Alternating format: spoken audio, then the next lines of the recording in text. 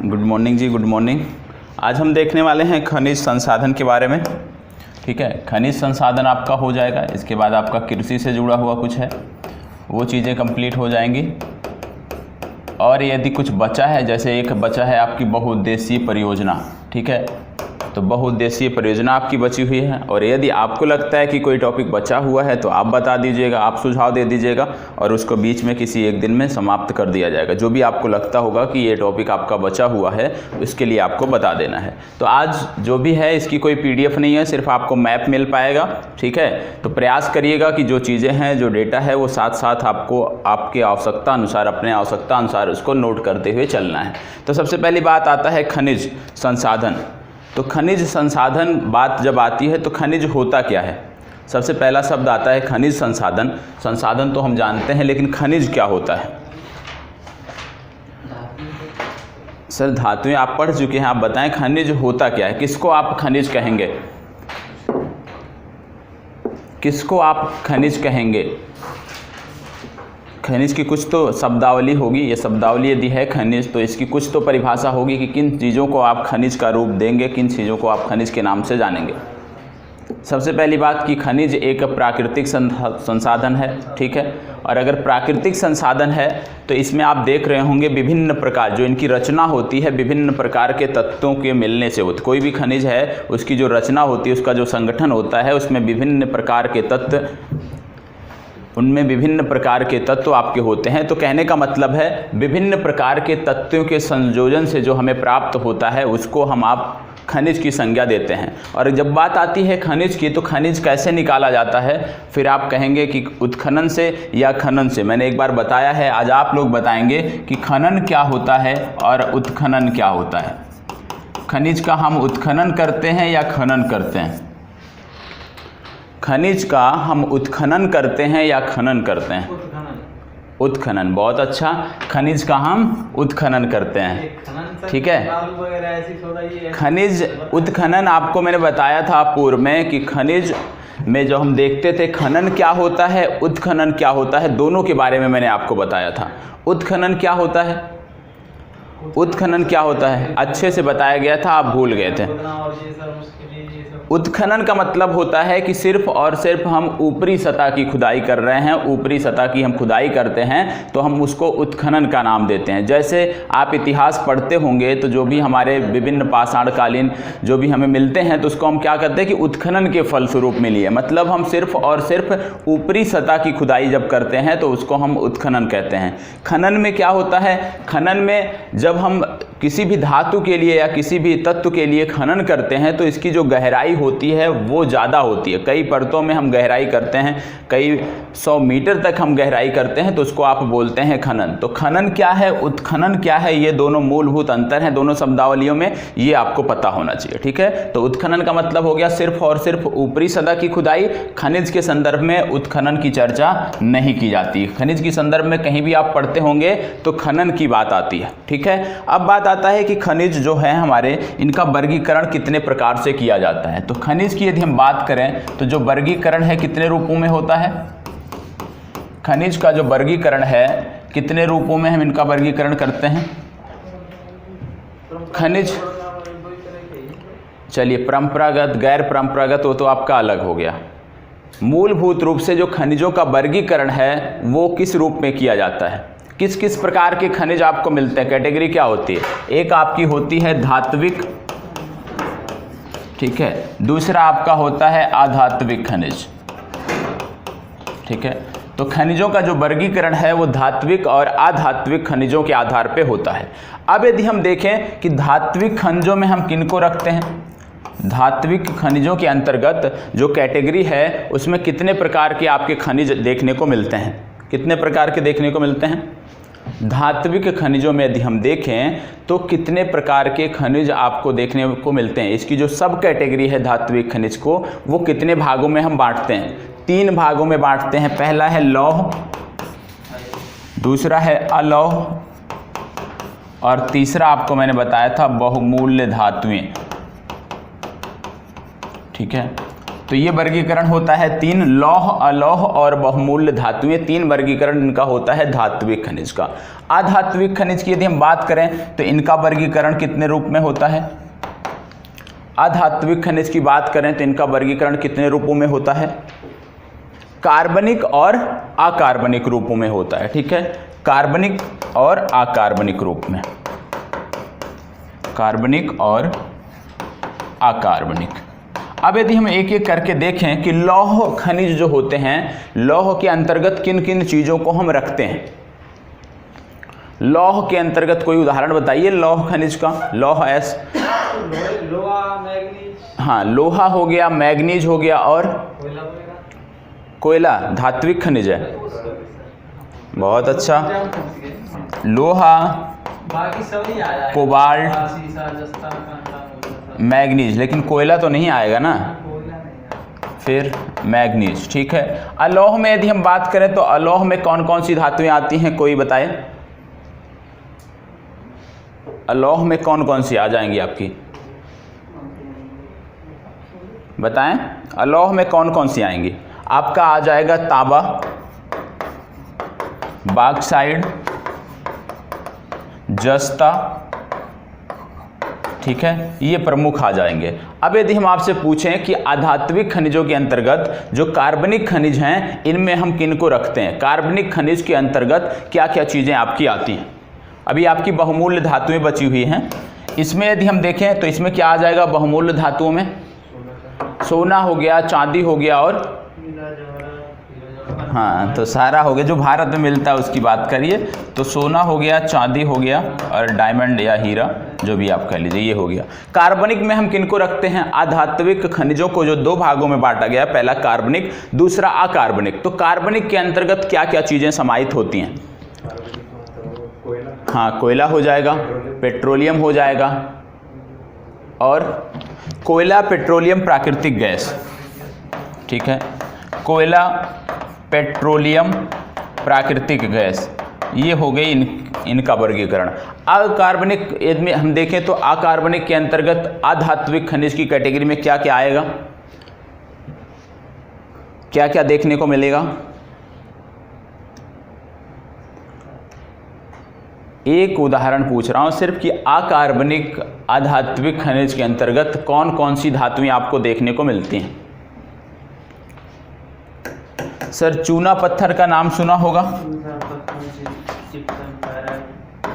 ठीक है, चूना पत्थर इसमें आप देखें तो प्रमुख है। चूना पत्थर इसमें आपका प्रमुख हो गया। चूना पत्थर के साथ साथ आप ग्रेफाइट ले सकते हैं और जो भी अन्य हैं उसको ले सकते हैं। ठीक है, तो सबसे पहले हमने देखा खनिज क्या होता है, खनिज का हम किस प्रकार से हम खनिज को निकालते हैं, उत्खनन के द्वारा निकालते हैं या खनन गतिविधियों के द्वारा निकालते हैं। जी हाँ, अभ्रक भी आएगा, खनन गतिविधियों के द्वारा निकालते हैं। फिर इनका वर्गीकरण देखा हमने कि धात्विक और अधात्विक 2 रूपों में इनका वर्गीकरण किया जाता है।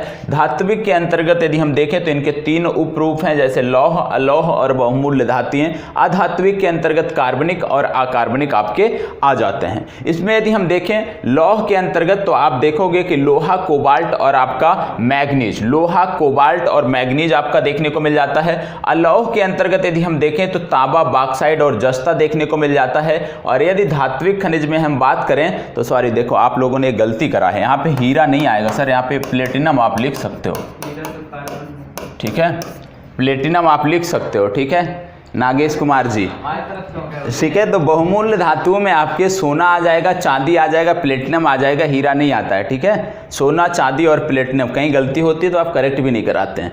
अधात्विक के अंतर्गत आपका आ जाएगा पहला कार्बनिक, दूसरा अकार्बनिक। कार्बनिक में आपका आ जाएगा कोयला, पेट्रोलियम, प्राकृतिक गैस। अकार्बनिक में आपका चूना पत्थर, अभ्रक, ग्रेफाइट, ये सारी चीज़ें आपकी आ जाएंगी। तो ये आपका वर्गीकरण हो गया। वर्गीकरण के बाद यदि हम बात करें कि भारत में खनिज की दृष्टि से सबसे समृद्ध राज्य कौन सा है, तो कौन सा है? भारत में खनिज की दृष्टि से सबसे समृद्ध राज्य कौन सा है? झारखंड। झारखंड वगैरह जब से लोग सबसे समृद्ध राज्य का मतलब हो गया कि सबसे ज़्यादा भंडार हो वहाँ से, जरूरी नहीं कि उत्पादन सबसे ज़्यादा हो। भंडारण की दृष्टि से जो सबसे ज़्यादा होता है उसको आप बोलते हैं कि सबसे ज़्यादा समृद्ध है, उत्पादन की दृष्टि से नहीं। कहीं कहीं ऐसे आप राज्य पढ़ेंगे कि वहाँ पे भंडार तो बहुत ज़्यादा है लेकिन उत्पादन की दृष्टि से वो पिछड़े हुए हैं। ठीक है, तो कौन कौन से आते हैं आप सब बता रहे हैं, झारखंड, छत्तीसगढ़ मेरे हिसाब से यही है सर, झारखंड से। और उत्तरी पूर्वी प्रायद्वीप। कौन कौन से आते हैं नहीं पता है?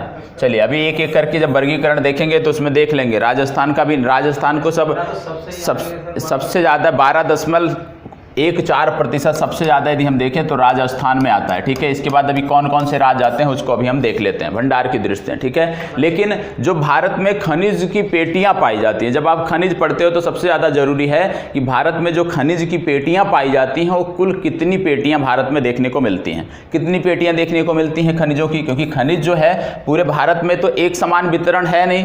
ठीक है, ऐसा तो है नहीं कि सभी खनिज सभी क्षेत्रों में पाए जाते हों। कुछ खनिज ऐसे हैं जिनके कुछ स्पेसिफिक क्षेत्र है जहाँ पे वो पाए जाते हैं। तो खनिजों की दृष्टि से इनकी जो पेटियां हैं, खनिज पेटियां कितनी है भारत में? ये तो नहीं सर, खनिज पेटियों की दृष्टि से यदि हम देखें तो भारत को 6 भागों में वर्गीकृत किया जाता है। ठीक है, अब 6 भागों में जो वर्गीकृत किया जाता है, इनमें सबसे समृद्ध की यदि हम बात करते हैं तो कौन सा होगा? ये तो अंदाजा लगा सकते हैं कि यदि हम खनिज पेटियों को 6 भागों में वर्गीकृत करते हैं तो इनमें सबसे ज़्यादा समृद्ध कौन सा होगा? जिसको हृदय प्रदेश कहा जाता है, वो कौन सा क्षेत्र है आपका? छोटा नागपुर का पठार या आप कह लीजिए उत्तरी पूर्वी क्षेत्र। ठीक है, तो सबसे पहला हम देखेंगे आपका उत्तरी पूर्वी क्षेत्र। ठीक है, उत्तरी पूर्वी क्षेत्र यदि हम बात करें इसमें कौन कौन से राज्य आएंगे, उत्तरी पूर्वी क्षेत्र के अंतर्गत कौन कौन से राज्य आपको देखने को मिलेंगे? सबसे पहले आपको उत्तरी पूर्वी क्षेत्र की बात हो रही है, मतलब सबसे पहले उड़ीसा तो आपका हो जाएगा। ठीक है, उड़ीसा के बाद आपका झारखंड भी होगा, झारखंड के बाद आपका छत्तीसगढ़ भी होगा, पश्चिम बंगाल भी होगा जी, पश्चिम बंगाल भी होगा, अरुणाचल प्रदेश है। अभी इसमें एक राज्य छूटा हुआ है जो छोटा नागपुर के क्षेत्र के अंतर्गत आता है। वो कौन सा राज्य है जो छोटा नागपुर के क्षेत्र के अंतर्गत आता है? बिहार में तो बिहार नहीं आता छोटा नागपुर में? आता है। ठीक है, तो बिहार भी इसमें जुड़ जाता है। तो ये 5 राज्य आपके आते हैं जो उत्तरी पूर्वी क्षेत्र के उत्तरी पूर्वी क्षेत्र के अंदर जो वर्गीकरण है वो तो हमें पढ़ना है ना। तो वर्गीकरण के अंतर्गत उत्तरी पूर्वी क्षेत्र जब हम पढ़ते हैं तो आपको 5 राज्य याद रखने हैं, उड़ीसा, झारखंड, छत्तीसगढ़, पश्चिम बंगाल और बिहार। ठीक है, ये 5 राज्य आपको पता होना चाहिए। अब यदि हम देखें कि किस प्रकार के खनिज आपको यहाँ पे देखने को मिलते हैं, इस पेटी में किस प्रकार के खनिज आपको देखने को मिलते हैं। सबसे पहले यदि हम सैलों की बात करें, क्योंकि खनिज सैलों से जुड़े होते हैं। ठीक है, जो भी खनिज मिलता है सैलों से जुड़े होते हैं। तो जो छोटा नागपुर का पठार है, यहाँ पे 3 प्रकार की चट्टानें पाई जाती हैं। कौन कौन सी चट्टानें मिलेंगी यहाँ पे? आगरे अवसादी सर धारवाड़, कुडप्पा और धारवाड़ हो गया, कुडप्पा हो गया, और तीसरा क्रम कौन सा है? आपने पढ़ा है सारा, तो इतनी जल्दी आप नहीं भूल सकते हैं। गोंडवाना की बात अभी यहाँ कहाँ हो रही है सर? गोंडवाना की बात कब होगी? जब हम मध्य भारत की बात करेंगे तब वहाँ पे गोंडवाना की बात होगी प्रमुख रूप से। कौन सा? मतलब कुछ भी आपने पढ़ा है, याद कुछ भी नहीं है, सिर्फ और सिर्फ। कितने दिन हुए क्लास खत्म हुए? कितने दिन हुए कक्षा खत्म हुए? बहुत ज़्यादा आपका हुआ होगा, 10 दिन हुआ होगा। ठीक है, 10 ही दिन में सब भूल गए आप। धारवाड़, कुडप्पा और गोंडवाना। अब अगर चट्टानें हमें पता चल गई कि कौन कौन सी चट्टानें इस क्षेत्र विशेष में आती हैं छोटा नागपुर के अंतर्गत, तो इन्हीं चट्टानों में कुछ स्पेसिफिक खनिज होते हैं जो पाए जाते हैं। जैसे जब हम बात करते हैं धारवाड़ क्रम की चट्टानों की, तो यहाँ पे किस प्रकार के खनिज आपको देखने को मिलते हैं? लौह अयस्क हो गया, तांबा हो गया। तो धारवाड़ क्रम में यदि हम देखें तो लौह अयस्क में ये समृद्ध होती है। लौह अयस्क आपका हो गया, आपका तांबा हो गया। ठीक है, अभ्रक भी इस पट्टी में पाया जाता है धारवाड़ क्रम में। और यदि हम बात करें कुडप्पा में, तो कुडप्पा में किस प्रकार के आपके धातु धात्विक खनिज आपको देखने को मिलते हैं? बहुमूल धातुएं, साथ साथ मुख्य रूप से हम देखें तो चूना पत्थर से संदर्भित ये आपकी देखने को मिलती है। ठीक है, गोंडवाना की यदि हम बात करें तो इसको तो आप भूल ही नहीं सकते। प्रमुख रूप से गोंडवाना में आपका जो है ये कोयला, ये सारी चीज़ें भी पाई जाती हैं, लौह अयस्क भी पाए जाते हैं, तांबा भी पाया जाता है, अभ्रक भी पाया जाता है, लेकिन प्रमुख रूप से इसको हम कोयले की पेटी के रूप से जानते हैं। तो जब हमने देख लिया कि 3 प्रकार की चट्टानें आपको देखने को मिलती हैं उत्तरी पूर्वी क्षेत्र में, तो 3 प्रकार की चट्टानें जो देखने को मिलती हैं इनसे संदर्भित धातुएं हमें देखने को मिल गए, और जब इनसे संदर्भित धातुएं देखने को मिल गई तो हमें ये पता चल गया कि उत्तरी पूर्वी क्षेत्र की जब भी बात आएगी तो लौह अयस्क, तांबा, अभ्रक, चूना पत्थर, कोयला की बात आएगी। इन्हीं क्षेत्रों में यही सारी चीजें, यही सारी धातुएं आपको देखने को मिलती हैं। तो कहने का मतलब उत्तरी पूर्वी जो क्षेत्र है, जो उड़ीसा, झारखंड, छत्तीसगढ़, पश्चिम बंगाल, बिहार, या दूसरे शब्दों में आप कह लीजिए कि छोटा नागपुर के क्षेत्र में विस्तारित है, वहां पे जो खनिज मिलते हैं वो लौह अयस्क, तांबा, अभ्रक, चूना पत्थर और कोयला के देखने को मिलते हैं। धारवाड़, कुड़प्पा और गोंडवाना क्रम की चट्टानें आपको यहाँ पे देखने को मिलती हैं। अब इसमें क्या चीजें और हमें जानने की जरूरत है, यदि हम देखें तो सबसे पहले आप देखेंगे कि जो ये क्षेत्र है जहां भी आपको बताया गया है, आप जानते भी होंगे कि जहां भी लौह अयस्क उपलब्ध हो, जहां भी लौह अयस्क भारत में देखने को मिलेगा और वह क्षेत्र यदि कोयला में समृद्ध है तो उस क्षेत्र में आपको देखने को मिलेगा भारी उद्योगों का जो है संकेंद्रीकरण होता है। क्यों? क्योंकि लौह अयस्क आसानी से मिल जाता है। ईंधन के लिए यदि हम देखें तो कोयला, ताप विद्युत घर वहां पे भारी मात्रा में होते हैं, जिससे आसानी से भारी उद्योगों का जो विकास इन क्षेत्रों में देखने को मिलता है। लेकिन इसी के साथ साथ यदि हम देखें तो आप देखोगे कि इस पेटी में बॉक्साइट भी आपको देखने को मिलता है। ठीक है, और अगर बॉक्साइट मिलता है तो इसमें क्या आपको देखने को मिलेगा कि बॉक्साइट यदि मिलता है और उस क्षेत्र में ताप विद्युत की संभावनाएं हैं, मतलब ऊर्जा संसाधन उपलब्ध हैं, तो आप देखोगे कि एल्युमिनियम से संबंधित जो संगत उद्योग होते हैं वो भी आपको इस क्षेत्र में देखने को मिलते हैं। तो इन क्षेत्रों में उद्योग कौन कौन से मिलेंगे? भारी उद्योग आपका देखने को मिलेगा प्रमुख रूप से, ये आपको पता होना चाहिए। इसके बाद यदि हम देखें तो इसको बोलते हैं भारत का रूर प्रदेश। इसको भारत के रूर प्रदेश की भी संज्ञा दी जाती है। अब ये रूर प्रदेश क्या है? रूर घाटी कहाँ पे पाई जाती है, ये भी प्रश्न बन सकता है, क्योंकि रूर प्रदेश की बात हो रही है, किसी क्षेत्र विशेष से हम इसकी तुलना कर रहे हैं, तो हमें ये भी पता होना चाहिए कि ये जो रूर प्रदेश है, ये रूर घाटी है, ये कहाँ से संदर्भित है। तो ये जर्मनी से संबंधित है और उच्च क्वालिटी का, उच्च गुणवत्ता का कोयला यहाँ से निकाला जाता है। ठीक है, तो ये कहाँ से संबंधित है? रूर वैली, ये आपके जर्मनी से संबंधित है। ठीक है, ये आपको पता होना चाहिए कि इसको रूर प्रदेश की संज्ञा दी जाती है, भारत का रूर प्रदेश कहा जाता है, और जो रूर प्रदेश है ये आपके जर्मनी से संदर्भित है। ठीक है, दूसरा आता है आपका मध्यवर्ती पेटी, ये आपका पहला वर्गीकरण हो गया। दूसरा आपका आता है मध्यवर्ती पेटी। मध्यवर्ती पेटी, अब मध्यवर्ती पेटी की जब बात आती है तो भारत का खनिज में समृद्ध दूसरा सबसे विशेष क्षेत्र आपका मध्यवर्ती पेटी है। यदि हम बात करें कि मध्यवर्ती पेटी के अंतर्गत, जैसे बात हो रही है मध्यवर्ती पेटी, तो कौन कौन से राज्य आएंगे? मध्यवर्ती पेटी के अंतर्गत कौन कौन से राज्य आपको देखने को मिलेंगे? मध्यवर्ती पेटी, भारत के मध्य में कौन कौन, सेंट्रल में कौन कौन से स्टेट हैं? आपका हो गया महाराष्ट्र, मध्य प्रदेश, छत्तीसगढ़ का कुछ भाग, और इसके साथ साथ यूपी में क्या पाया जाता है इस तरह का, इसके साथ साथ यदि हम देखें तो तेलंगाना और आंध्र प्रदेश। ठीक है, इसमें भी 5 राज्य आते हैं। मतलब जो हमारी दूसरी सबसे महत्वपूर्ण खनिज संसाधनों वाली पेटी है, जिसको मध्यवर्ती पेटी बोलते हैं, उसमें भी 5 राज्य आते हैं, और जो हमारा प्रमुख था उसमें भी 5 राज्य आते हैं। उसमें भी हमने कौन सा देखा था? अभी उत्तरी पूर्वी क्षेत्र में हमने देखा था सबसे पहले बिहार देखा, बिहार के बाद झारखंड देखा, झारखंड के बाद हमने देखा पश्चिम बंगाल, उड़ीसा और छत्तीसगढ़। ठीक है, 5 राज्य वहां पे देखे, 5 राज्य हम यहाँ पे देखने को पा रहे हैं। अब यदि हम बात करें कि मध्यवर्ती जो पेटी है इसमें किस प्रकार के खनिज आपको देखने को मिलते हैं, किस प्रकार के खनिज आपको देखने को मिलेंगे इस पेटी में? मध्यवर्ती पेटी में किस प्रकार के खनिजों की प्रधानता है? किस प्रकार के खनिज आपको मध्यवर्ती पेटी में देखने को मिलते हैं? लौह अयस्क वाले खनिज मिलते हैं या नहीं मिलते हैं? नहीं मिलते हैं। इसमें कहाँ सर महाराष्ट्र, मध्य प्रदेश, छत्तीसगढ़, तेलंगाना, आंध्र प्रदेश लौह अयस्क के खनिज नहीं मिलते आंध्र प्रदेश में तो है। सर। तो ये पूरे की बात हो रही ना, तो लौह अयस्क हो गया। लौह अयस्क के साथ साथ यदि हम देखें तो संगमरमर, हाँ संगमरमर, चूना पत्थर, और क्या देखने को मिलेगा इस क्षेत्र विशेष में? लौह अयस्क हो गया, संगमरमर हो गया, चूना पत्थर हो गया, और क्या देखने को मिलेगा यहाँ पे?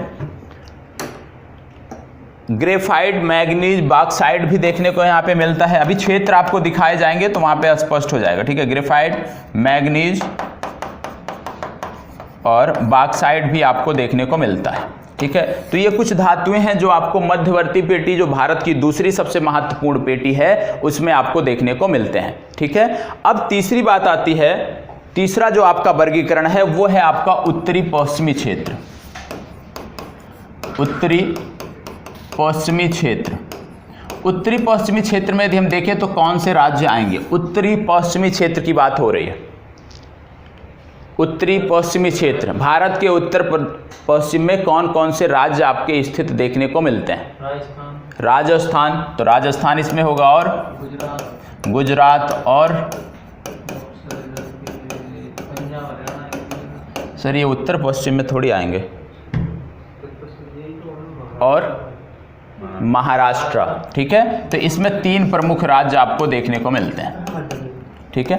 राजस्थान, गुजरात और महाराष्ट्र, 3 चीजें आपको देखने को मिलती हैं, 3 राज्य। यहां पर भी धारवाड़, यदि हम क्रम देखें तो धारवाड़ और कुडप्पा क्रम की चट्टानें देखने को मिलती हैं। और यदि कुडप्पा क्रम है तो क्या होगा? कुडप्पा क्रम यदि यहाँ पे देखने को मिल रहा है तो किन चीज़ों की प्रधानता होगी, किन धातुओं की?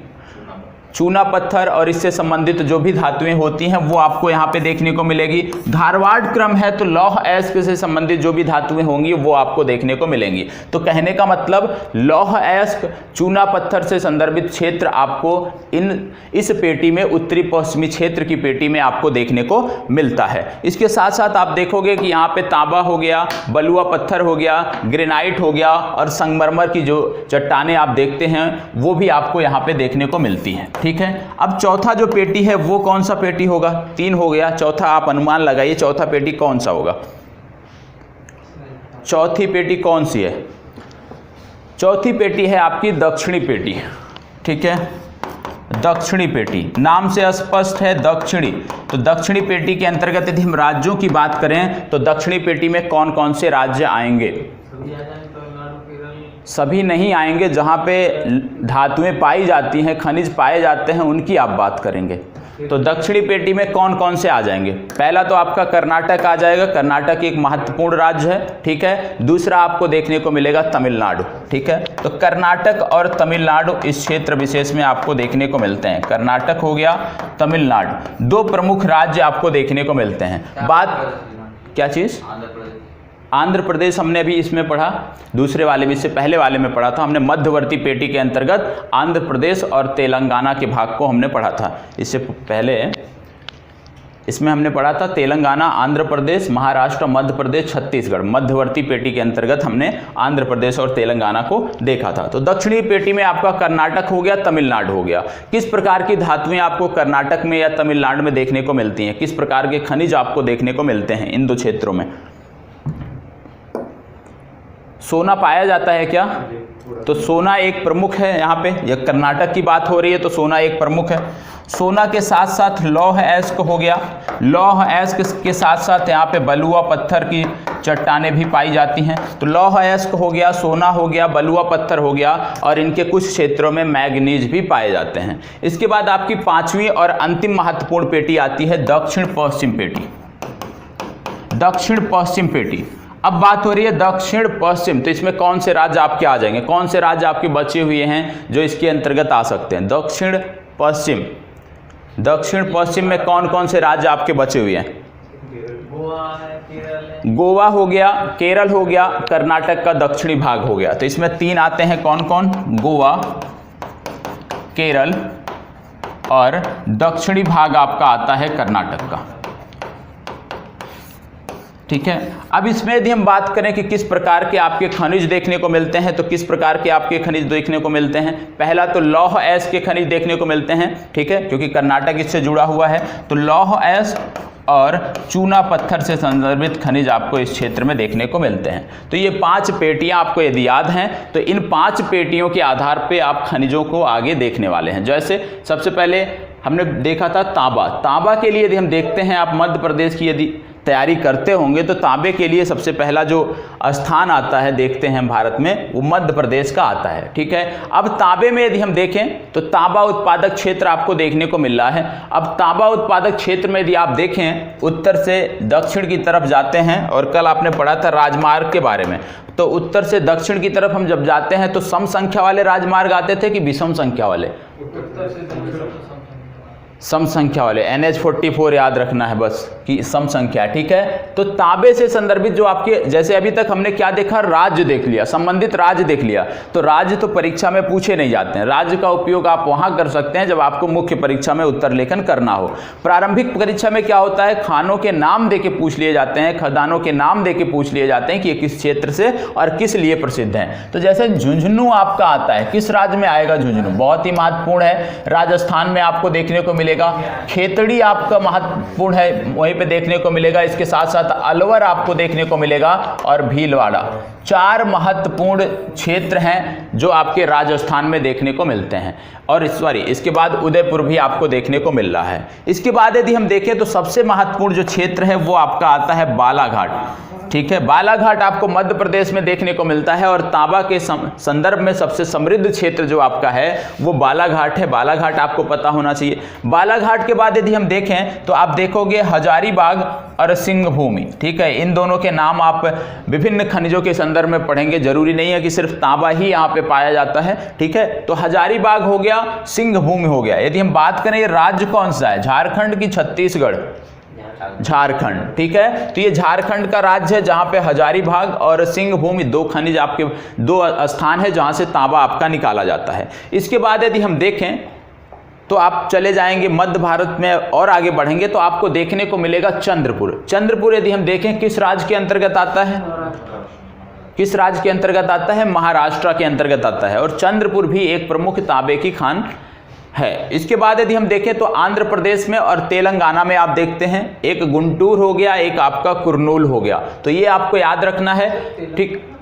क्या चीज? आंध्र प्रदेश में, मैंने बोला आंध्र प्रदेश में गुंटूर हो गया, कुरनूल हो गया, ठीक है, क्योंकि ये तो आंध्र प्रदेश का पार्ट आपका है, ठीक है। तो कुरनूल और गुंटूर 2 चीजें आपको देखने को मिलती हैं आंध्र प्रदेश में। इसके बाद यदि हम देखें चित्रदुर्ग प्रमुख खान है कर्नाटक के संदर्भ में, पता होना चाहिए। और हासन एक प्रमुख खान है। इसके बाद आपका देखने को मिल रहा है कुडुडालोर, ये उतना महत्वपूर्ण नहीं है। तो तांबे के संदर्भ में कौन कौन से स्थान हमें पता होना चाहिए? सबसे पहले झुंझुनू हो गया, खेतड़ी हो गया, ये 2 महत्वपूर्ण है, ये आपको पता होना चाहिए। हजारीबाग, सिंहभूम और बालाघाट, ये 5 प्रमुख हैं जो आपको पता होना चाहिए। हजारीबाग, सिंहभूम, बालाघाट, झुंझुनू और खेतड़ी। मतलब यदि तांबे से संदर्भित कभी मुख्य परीक्षा में भी लिखना हो तो यदि आप इन 4 में से किसी की चर्चा नहीं करते तो आपका उत्तर अधूरा रहेगा, क्योंकि तांबे के प्रमुख उत्पादक के रूप में जो खाने हैं उनमें आपको बालाघाट का नाम लेना ही पड़ेगा, झुंझुनू और खेतड़ी का नाम लेना ही पड़ेगा, तभी आपका उत्तर कंप्लीट होगा। तो प्रत्येक धातु से संबंधित जो कुछ राज्य होते हैं, जो कुछ क्षेत्र होते हैं, वो आपको पता होना चाहिए, तभी आप बेहतर कर सकते हैं। अब तांबे की बात आती है तो सबसे पहले तांबे का प्रोडक्शन सबसे ज्यादा कहां पर होता है? 2 चीजें होती हैं धातुओं के संदर्भ में। एक तो आपका होता है कि स्टोर, कहां पे सबसे ज्यादा क्षेत्र पाया जाता है, संभावनाएं हैं लेकिन अभी उत्पादन नहीं हो पा रहा है। दूसरा होता है प्रोडक्शन। तो रिजर्व और प्रोडक्शन की हम बात करते हैं तो यदि हम देखें कि तांबे का जो उत्पादन है वो सबसे ज्यादा कहां पर होता है, ठीक है। एक आपका है रिजर्व। तो उत्पादन तांबे का सबसे ज्यादा कहां पे होता है, किस राज्य में तांबे का सबसे ज्यादा उत्पादन होता है, वो क्रम हमें पता होना चाहिए तांबा के संदर्भ में। तो सबसे पहले आपका आता है मध्य प्रदेश, ठीक है, हाँ, मध्य प्रदेश। दूसरा आपका आता है राजस्थान, ठीक है। तीसरा कौन सा आएगा? इस मैप में आपने देखा है, इस मैप के आधार पे आप आकलन कर सकते हैं। तो तीसरा आपका आ जाएगा झारखंड, ठीक है। तो तांबे के संदर्भ में यदि हम देखें तो उत्पादन की दृष्टि से जो लेटेस्ट आंकड़ा है उसके आधार पे मध्य प्रदेश, राजस्थान और झारखंड 3 राज्य हैं जो प्रमुख स्थान रखते हैं। अब आपको क्या करना है, जैसे आपने सारी पेटियां देखा है, ठीक है, 5 पेटियों के बारे में आपने देखा, तो जब भी आपको परीक्षा देने जाना हो तो एक बार आपको भारत सरकार की जो मिनरल्स की वेबसाइट है उस पर चला जाना है और उस पर जाके जो लेटेस्ट आंकड़ा है वो देख लेना है, क्योंकि ये तो बदलते रहते हैं, ठीक है। तो अभी के संदर्भ में ये महत्वपूर्ण है, लेकिन हो सकता है कि जब आपका एग्जाम हो तब तक नया डेटा आ जाए, तो उस पर आपको गौर करना होगा, ठीक है। तो उत्पादन की दृष्टि से मध्य प्रदेश, राजस्थान और झारखंड। रिजर्व की दृष्टि से तांबे में यदि हम देखें तो कौन कौन से राज्य आते हैं? रिजर्व सबसे ज्यादा तांबे का रिजर्व कहां पर है? राजस्थान में है, ठीक है। तो रिजर्व राजस्थान में है। राजस्थान के बाद दूसरे स्थान पे कौन है? दूसरे स्थान पे आपका आता है झारखंड, तीसरे स्थान पे आता है मध्य प्रदेश, ठीक है। राजस्थान, झारखंड, मध्य प्रदेश, मतलब उत्पादन में तो मध्य प्रदेश सबसे ज्यादा है, सबसे ज्यादा उत्पादन वहां से हो रहा है, सबसे ज्यादा दोहन हम कर रहे हैं, लेकिन रिजर्व की दृष्टि से सबसे ज्यादा यदि कहीं पे है तो राजस्थान में है, लेकिन अभी तक हम उसका दोहन नहीं कर पा रहे हैं। तो ये आपको पता होना चाहिए तांबे के संदर्भ में। दूसरा हम देखते हैं लौह अयस्क से संदर्भित, ठीक है। दूसरी चर्चा जो आपकी है वो लौह अयस्क से संबंधित है। अब लौह अयस्क की यदि हम बात करते हैं तो भारत में सबसे पहले आप देखोगे जब लौह अयस्क की बात होती है तो आपका जो आपने अभी पढ़ा उत्तर पूर्वी क्षेत्र, उत्तर पूर्वी क्षेत्र आपका सबसे महत्वपूर्ण क्षेत्र के रूप में आता है। और यहाँ की जो खाने हैं लौह अयस्क से संबंधित खाने विभिन्न परीक्षाओं में पूछी जाती रही हैं, ठीक है। जैसे सबसे पहले यदि हम देखें तो आपको पलामू देखने को मिल रहा है, हजारीबाग देखने को मिल रहा है, रांची देखने को मिल रहा है। ये 3 ऐसे नाम हैं जो आप यदि परीक्षा में पूछा जाता है आप आसानी से जवाब दे लेंगे, क्योंकि ये लगातार चर्चा में रहते हैं। राज्य के बारे में हम जानते हैं, ठीक है, एक राजधानी है, तो उस आधार पर हम कर सकते हैं। लेकिन कुछ खाने और हैं जैसे गुरु महिसानी, ठीक है। यदि आपने अच्छे से देखा नहीं है, सुना नहीं है, तो आप शायद ही इसको अनुमान लगा सके कि किस राज्य में स्थित होगा। तो गुरु महिसानी आपको याद रखना है। गुरु महिसानी के बाद यदि हम देखें तो मयूरभंज और सिंहभूम, ये तो आपने सुना ही है, इसको तो आपको याद ही रहता है कि किस राज्य में ये पढ़ते हैं, तो ये महत्वपूर्ण नहीं है उतना, ठीक है, लेकिन नाम तो पता होना चाहिए। कुछ जो ऐसे नाम हैं जो कम चर्चा में रहते हैं, जिनको हम कम सुनते हैं, उनको हमें पढ़ने की आदत डालनी है जिससे हम उनको भूले ना। तो गुरु महिसानी एक महत्वपूर्ण है झारखंड में जो आपको पता होना चाहिए। इसके बाद यदि हम देखें तो आप देखोगे दूसरे महत्वपूर्ण की तरफ यदि हम आगे बढ़ें इस क्षेत्र में तो सबसे पहले आपको देखने को मिलेगा मयूरभंज। मयूरभंज का भी नाम आप अक्सर सुनते रहते हैं, तो मयूरभंज आपको पता होना चाहिए। सुंदरगढ़ आपको पता होना चाहिए, ठीक है। सुंदरगढ़ इसलिए याद रखना है कि सुंदरगढ़, सुंदरबन में कभी कभी दिक्कत हो जाती है। क्या चीज़?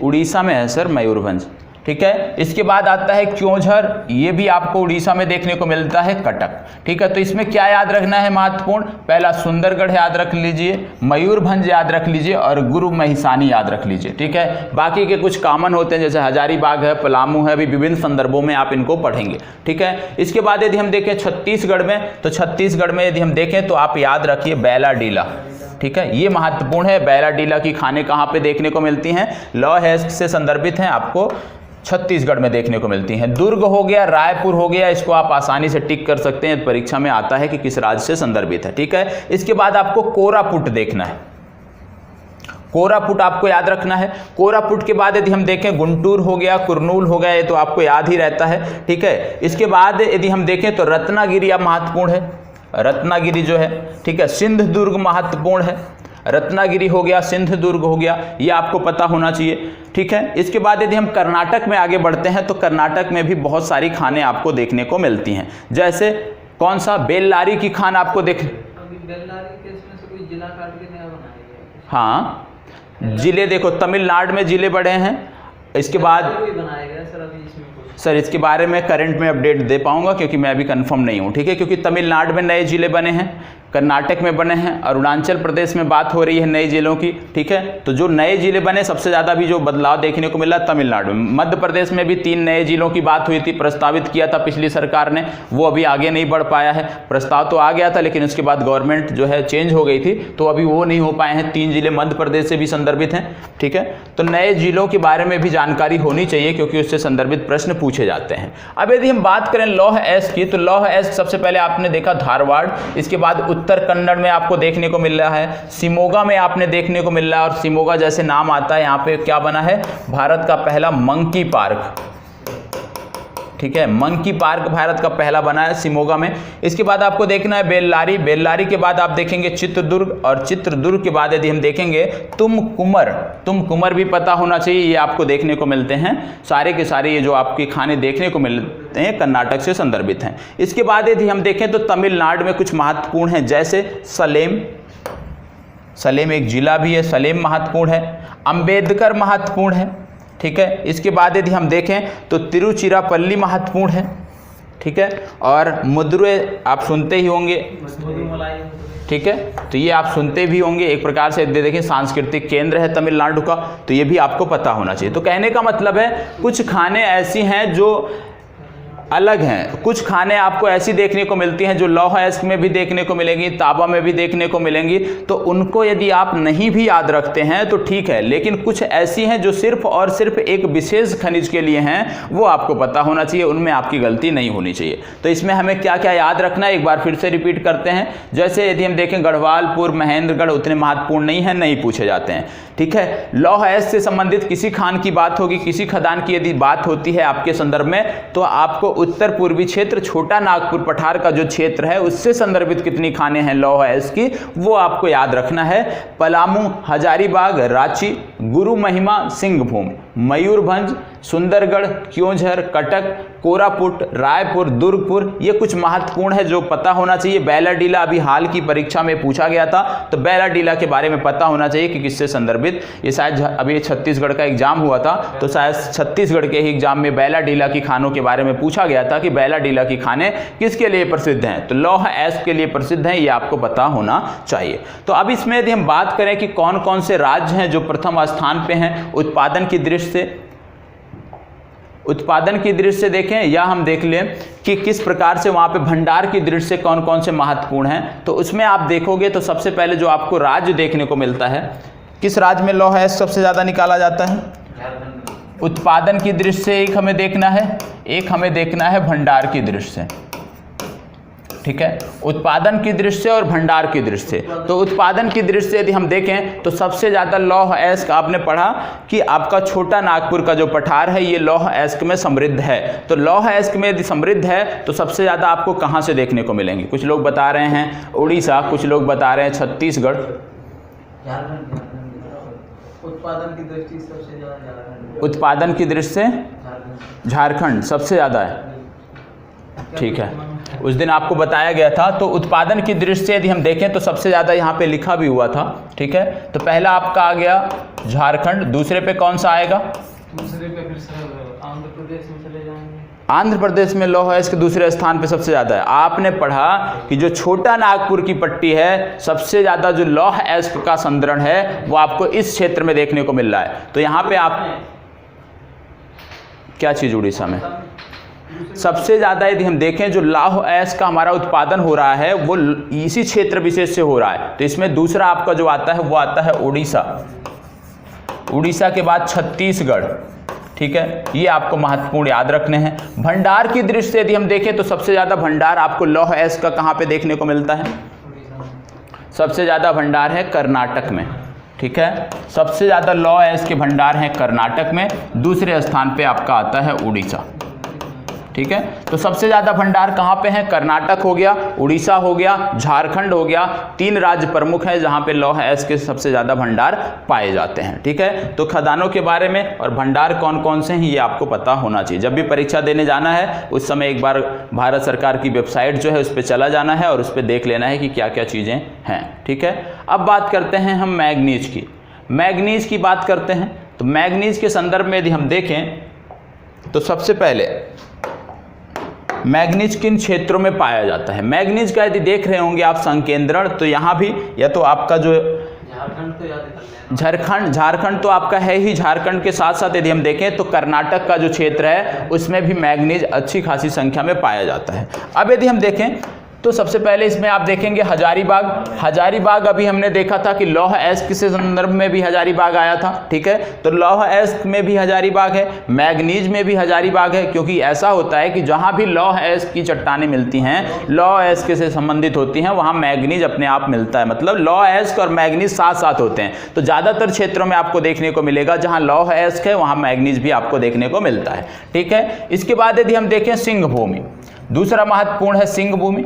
इसके बाद यदि हम देखें तो आप देखोगे इसमें ये आपको याद रखना है बोलनगिर, ठीक है। ये आपके लिए नाम महत्वपूर्ण है, बोलनगिर आपको याद रखना है, क्योंझर आपको याद रखना है, बोनाई आपको याद रखना है। तो जब हम बात करेंगे मैग्नीज की तो सबसे पहले आपको बोलनगिर याद रखना है। बोलनगिर बहुत कम नाम सुनते होंगे, और यहाँ पे यदि हम देखें तो 1 से 2 ही धातुएं ऐसी हैं जहाँ पे बोलनगिर की चर्चा की जाएगी, ठीक है। तो बोलनगिर हो गया, क्योंझर हो गया, बोनाई हो गया, और झारखंड में हमने देखा था हजारीबाग, सिंह भूमि, ये कुछ महत्वपूर्ण खाने आपको उस क्षेत्र में देखने को मिलती थी। ये कौन सा राज्य आपका है? ये तो हो गया झारखंड। ये कौन सा राज्य है? उड़ीसा। तो उड़ीसा में आपको बोलनगिर, क्योंझर और बोनाई देखने को मिल रहे हैं। इसके बाद कोरापुट की खाने महत्वपूर्ण है, ठीक है। कोरापुट का नाम सुनते होंगे, तो कोरापुट की जो खाने हैं ये महत्वपूर्ण है मैग्नीज के संदर्भ में, ये आपको पता होना चाहिए। और इसके बाद यदि आप बढ़ते हैं महाराष्ट्र की तरफ तो आप देखेंगे भंडारा। भंडारा जो क्षेत्र है यहाँ पे आपको देखने को मिलेगा मैग्नीज। भंडारा के साथ साथ नागपुर के क्षेत्र में भी देखने को मिलता है। मध्य प्रदेश की यदि हम बात करें तो बालाघाट, बालाघाट में सबसे ज़्यादा क्या पाया जाता था? अभी आपने पहले मैप में देखा था, तांबे से संदर्भित जब आपने चर्चा किया था तो देखा था बालाघाट में तांबा पाया जाता है। तो तांबे के साथ साथ यहाँ पे आपको मैग्नीज देखने को मिल रहा है। छिंदवाड़ा एक जिला यहाँ पे पड़ता है जहाँ पे आपको देखने को मिल रहा है मैग्नीज। झाबुआ जिला है, यहाँ भी आपको मैग्नीज देखने को मिल रहा है। इसके बाद यदि हम देखें तो गुजरात इसके संदर्भ में महत्वपूर्ण है। गुजरात में भी कुछ खाने जैसे बड़ोदरा में है पंचमहल, इसके बाद बनासकांठा, ये कुछ महत्वपूर्ण है। राजस्थान में भी आप देख रहे होंगे उदयपुर। इसके बाद बात आती है दक्षिण भारत की, और जब दक्षिण भारत में आप देखेंगे तो सबसे महत्वपूर्ण जो उभर कर राज्य आता है वो आपका आता है, कौन सा राज्य आता है सर? ये कौन सा राज्य है? कौन सा? कर्नाटक है सर। धारवाड़ क्रम है तो ऐसे ही याद रखना है, कर्नाटक, ठीक है। धारवाड़ इसमें है, बेल्लारी इसमें है, उत्तर कन्नड़, शिमोगा फिर से आ गया, अभी आपको मैंने बताया था शिमोगा के बारे में, चित्रदुर्ग हो गया और तुमकुर हो गया। तो कुछ ऐसे स्थान आपको देखने को मिल रहे हैं जब भी आप खनिजों का अध्ययन करते हैं कि कुछ कॉमन है, कुछ लौह अयस्क में भी पाए जाते हैं सेम स्थान पे, मैग्नीज भी वहीं पे मिल रहा है, वहीं पे मैग्नीज के साथ साथ यदि हम देखें तो तांबा भी मिल रहा है। तो इनको अलग से नोट कर लेना है। जो विशेष हैं कि उस क्षेत्र से संबंधित खनिज जो है कहीं और नहीं पाया जाता है उसको अलग नोट करना है, जो कॉमन है उनको अलग नोट करना है, क्योंकि वो तो आपको याद ही रखने हैं जब भी आप उत्तर लेखन करते हैं। तो यदि कुछ भी नहीं पता है, स्पेसिफिक कोई नहीं पता है, तो उन्हीं से आप अपने उत्तर का काम चला सकते हैं, विशेषकर मुख्य परीक्षा में, ठीक है। तो ये आपके मैग्नीज के क्षेत्र हैं। यदि हम बात करें मैग्नीज सबसे ज़्यादा कहाँ पर इसका उत्पादन होता है और भंडारण कहाँ पे, सबसे ज़्यादा भंडार कहाँ पे है? उत्पादन सबसे ज़्यादा कहाँ पे होता है मैग्नीज का? मैग्नीज का सबसे ज़्यादा उत्पादन कहाँ से होता है? उत्पादन कहाँ से होता है सर? मध्य प्रदेश, ठीक है, बहुत अच्छा। मध्य प्रदेश, मध्य प्रदेश में सबसे ज़्यादा उत्पादन आपको देखने को मिलता है। दूसरे स्थान पे कौन आता है? महाराष्ट्र। तीसरे स्थान पे आता है उड़ीसा, ठीक है। मध्य प्रदेश, महाराष्ट्र, उड़ीसा, ये डेटा बदलता रहता है, तो जरूरी नहीं है कि जो आज पढ़ रहे हैं 2 साल बाद भी यही स्थिति रहे, ठीक है। हर वर्ष ये डेटा आता है और हर वर्ष इसमें बदलाव देखने को मिलते हैं। तो मध्य प्रदेश, महाराष्ट्र और उड़ीसा उत्पादन की दृष्टि से हैं। भंडार की दृष्टि से यदि हम देखें तो कौन सा है? नहीं, भंडार की दृष्टि से सबसे पहले आपका आता है उड़ीसा। हाँ सर। भंडार की दृष्टि से सबसे पहला जो राज्य है वो आपका आता है उड़ीसा। उड़ीसा के बाद आपको जो दूसरा देखने को मिलता है वो कर्नाटक, और तीसरा है मध्य प्रदेश, ठीक है, कर्नाटक और मध्य प्रदेश। तो ये 3 राज्य आपको याद रखने हैं कि उत्पादन की दृष्टि से कौन सा है, भंडार की दृष्टि से कौन सा है, ये आपके लिए महत्वपूर्ण है, ठीक है। चलिए आगे बढ़ते हैं और बात करते हैं बॉक्साइट की। बॉक्साइट की यदि हम बात करते हैं, इस मैप में कुछ क्षेत्र दिए हुए हैं। जब ये मैप आपको शेयर किया जाएगा तो इन्हीं क्षेत्रों के आधार पे अपना आप नोट्स तैयार कर लीजिएगा, ठीक है। क्योंकि इसमें प्रथम, द्वितीय और तृतीय राज्य के बारे में नहीं बताया गया है, क्योंकि वो विवादित होते हैं। पता लगा आज दे दे तो किताब को जो भी बुक है ये, उसमें आपको परिवर्तित करना पड़ेगा। तो इसमें क्या है कि सिर्फ किस राज्य विशेष में कौन कौन सी खानें हैं उनकी चर्चा इसमें की गई है, ठीक है। बॉक्साइट की यदि हम बात करते हैं तो इसमें भी देखिए कौन सा क्षेत्र आपको सबसे समृद्ध दिख रहा है। बॉक्साइट के क्षेत्र में भी यदि हम देखें तो वही क्षेत्र आपका प्रमुख दिख रहा है जो अभी तक लौह अयस्क में दिखता था। लौह अयस्क के साथ साथ हमने मैग्नीज में देखा था। अब इसमें यदि हम देखें तो सबसे पहले आप देखे हैं तो आपको देखने को मिलेगा डाल्टनगंज। डाल्टनगंज किस राज्य में है? डाल्टनगंज आपको देखने को मिलेगा प्रमुख, ठीक है। इसके बाद यदि हम देखें तो आप देखेंगे डाल्टनगंज झारखंड में है, पक्का? नहीं सर, ऐसे दोनों का मतलब झारखंड और बिहार का जो बॉर्डर है ना, झारखंड में है। हाँ झारखंड में है, ठीक है, लेकिन ये बिहार, डाल्टनगंज जो क्षेत्र है वो बिहार में है। डाल्टनगंज नामक जो क्षेत्र है वो बिहार में है। नहीं सर, चतरा के समीप है वो, ठीक है। जैसे आपने पढ़ा था सिंगरौली पढ़ा था ना, सिंगरौली के संदर्भ में हम पढ़ते हैं सिंगरौली ताप विद्युत घर जो है वो आपका उत्तर प्रदेश में पड़ता है, लेकिन सिंगरौली की जो खदानें हैं वो मध्य प्रदेश में पड़ती हैं, ठीक है। सिंगरौली जो आपको क्षेत्र देखने को मिलता है मध्य प्रदेश के बॉर्डर, मिलेगा। चलिए ठीक है, डाल्टनगंज का क्षेत्र मिलेगा। लेकिन इसके आधार पे जो हम देख रहे हैं वो देख रहे हैं कि डाल्टनगंज की जो खाने हैं वो बिहार के अंतर्गत हम देखते हैं। इसके बाद यदि हम देखें तो आप देखोगे दूसरा इसमें गुमला हो गया, रांची हो गया। रांची के बाद हमने देखा लोहरदग्गा, रांची और गुमला 3 महत्वपूर्ण खाने आपको बॉक्साइट की देखने को मिलती हैं। तो लोहरदग्गा ये आपको याद रखना है। इसके साथ यदि हम आगे बढ़ते हैं, सुंदरगढ़ अभी हमने देखा था, लौह अयस्क के संबंध में भी सुंदरगढ़ की चर्चा हुई थी। सुंदरगढ़ एक बार फिर से यहाँ पे देखने को मिल रहा है। फिर आपको संबलपुर देखने को मिल रहा है, बालगीर देखने को मिल रहा है, और कालाहांडी तो आप सुनते ही होंगे, कालाहांडी इतिहास में पढ़ते ही होंगे कालाहांडी के बारे में। कालाहांडी इतिहास में नहीं पढ़ा, प्राचीन भारत के इतिहास में सर? कालाहारी मरुस्थल है, कालाहांडी मरुस्थल नहीं, कालाहारी, ठीक है। कालाहांडी, बालगीर, संबलपुर और सुंदरगढ़ ये 4 महत्वपूर्ण क्षेत्र आपको देखने को मिलते हैं, ठीक है। ये आपको पता होना चाहिए, उड़ीसा से संदर्भित। इसके बाद हम देखें कोरापुट की खाने बहुत महत्वपूर्ण है। कोरापुट आपको क्षेत्र पता होना चाहिए, ठीक है। कोरापुट जो क्षेत्र है, कोरापुट के साथ साथ यदि हम देखें छत्तीसगढ़ में जाएं तो दुर्ग आपको देखने को मिलेगा, बिलासपुर आपको देखने को मिलेगा, रायगढ़ आपको देखने को मिलता है। इसके बाद यदि हम बात करें आंध्र प्रदेश की तो आपको पूर्वी गोदावरी, विशाखापट्टनम और पश्चिमी गोदावरी आपको 3 क्षेत्र आपको इसमें देखने को मिलते हैं। अब यदि हम बात कर लें महाराष्ट्र की तो महाराष्ट्र में आपको थाणे देखने को मिलता है। और कल आपको बताया गया था थाणे किस द्वीप पर स्थित है? सालसेट, ठीक है। मुंबई और थाणे दोनों ही सालसेट पर स्थित हैं। तो थाणे आपको देखने को मिलता है, पुणे आपको देखने को मिलता है, सतारा देखने को मिलता है, रत्नागिरी और कोल्हापुर। ये कुछ महत्वपूर्ण क्षेत्र हैं जो आपको याद होने चाहिए महाराष्ट्र से संदर्भित। इसके बाद यदि हम जाते हैं राजस्थान तो राजस्थान में हम देखेंगे सांबरकाठा के साथ खेड़ा हम देखेंगे, खेड़ा के साथ साथ अमरौली के साथ साथ जूनागढ़, जामनगर और कच्छ ये क्षेत्र हैं जहाँ से बॉक्साइट के निक्षेप पाए जाते हैं। अब बात आती है कि बॉक्साइट में प्रथम, द्वितीय, तृतीय स्थान पर उत्पादन की दृष्टि से कौन है, भंडार की दृष्टि से कौन सा है। तो उत्पादन और भंडार की दृष्टि से कुछ तो आप इस मैप को देखकर गेस कर सकते हैं, ठीक है। सबसे ज्यादा आपको क्षेत्र इसी क्षेत्र में देखने को मिल रहे हैं। मतलब उत्पादन की दृष्टि से जो पहला राज्य है वो है आपका उड़ीसा। दूसरा कौन सा हो सकता है इस मैप के आधार पे? दूसरा क्षेत्र कौन सा होता है? आंध्र प्रदेश। गुजरात में नहीं देखने को मिल रहा सर। दूसरे स्थान पे आता है आपका गुजरात, ठीक है। तीसरे स्थान पे कौन सा क्षेत्र हो सकता है? उड़ीसा हो गया, गुजरात हो गया। तीसरे स्थान पे कौन सा क्षेत्र इसमें आपको देखने को मिल रहा है? तीसरे स्थान पे आपका प्रमुख क्षेत्र है झारखंड, जो उत्पादन की दृष्टि से हम बात कर रहे हैं, ठीक है। ठीक है, क्या चीज़ सर? जरूरी थोड़ी है कि खाने हैं तो उत्पादन भी हो रहा हो, ठीक है। उड़ीसा हो गया, गुजरात हो गया, झारखंड हो गया। इसके बाद भंडार की दृष्टि से यदि हम बात करें तो भंडार की दृष्टि से कौन से राज्य हैं प्रमुख स्थान रखते हैं? बॉक्साइट के भंडार के रूप में प्रमुख उत्पादक राज्य कौन से हैं जिनके पास बहुत ज़्यादा भंडार है? उड़ीसा,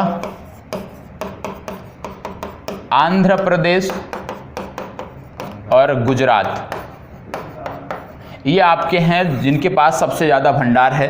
जो अभी तक अनुमानित भंडार है वो उड़ीसा के पास सबसे ज़्यादा है, दूसरे स्थान पे आंध्र प्रदेश, तीसरे स्थान पे गुजरात आपका आता है। तो ये क्रम आपको पता होना चाहिए, बार बार कह रहा हूँ ये आपका बदलता रहता है। तो इसके लिए ज़रूरी है कि जो इंडियन माइंस की वेबसाइट है उस पर आप जाएँ, उस पर डेटा आप देखते रहें जब भी आपको परीक्षा देना हो तो, ठीक है। उससे पहले नहीं देखना है क्योंकि आपके समय की बर्बादी है। वहाँ पे एक एक धातु के बारे में दिया हुआ है, एक एक मैप आपको खोजना पड़ेगा, फिर आप डेटा देखेंगे। तो जब भी आपको परीक्षा देना हो तो उस दौरान आप 1 घंटे का समय दे देंगे तो सभी धातुओं के बारे में आपको जानकारी मिल जाएगी कि वर्तमान समय में उनकी क्या स्थिति है, ठीक है।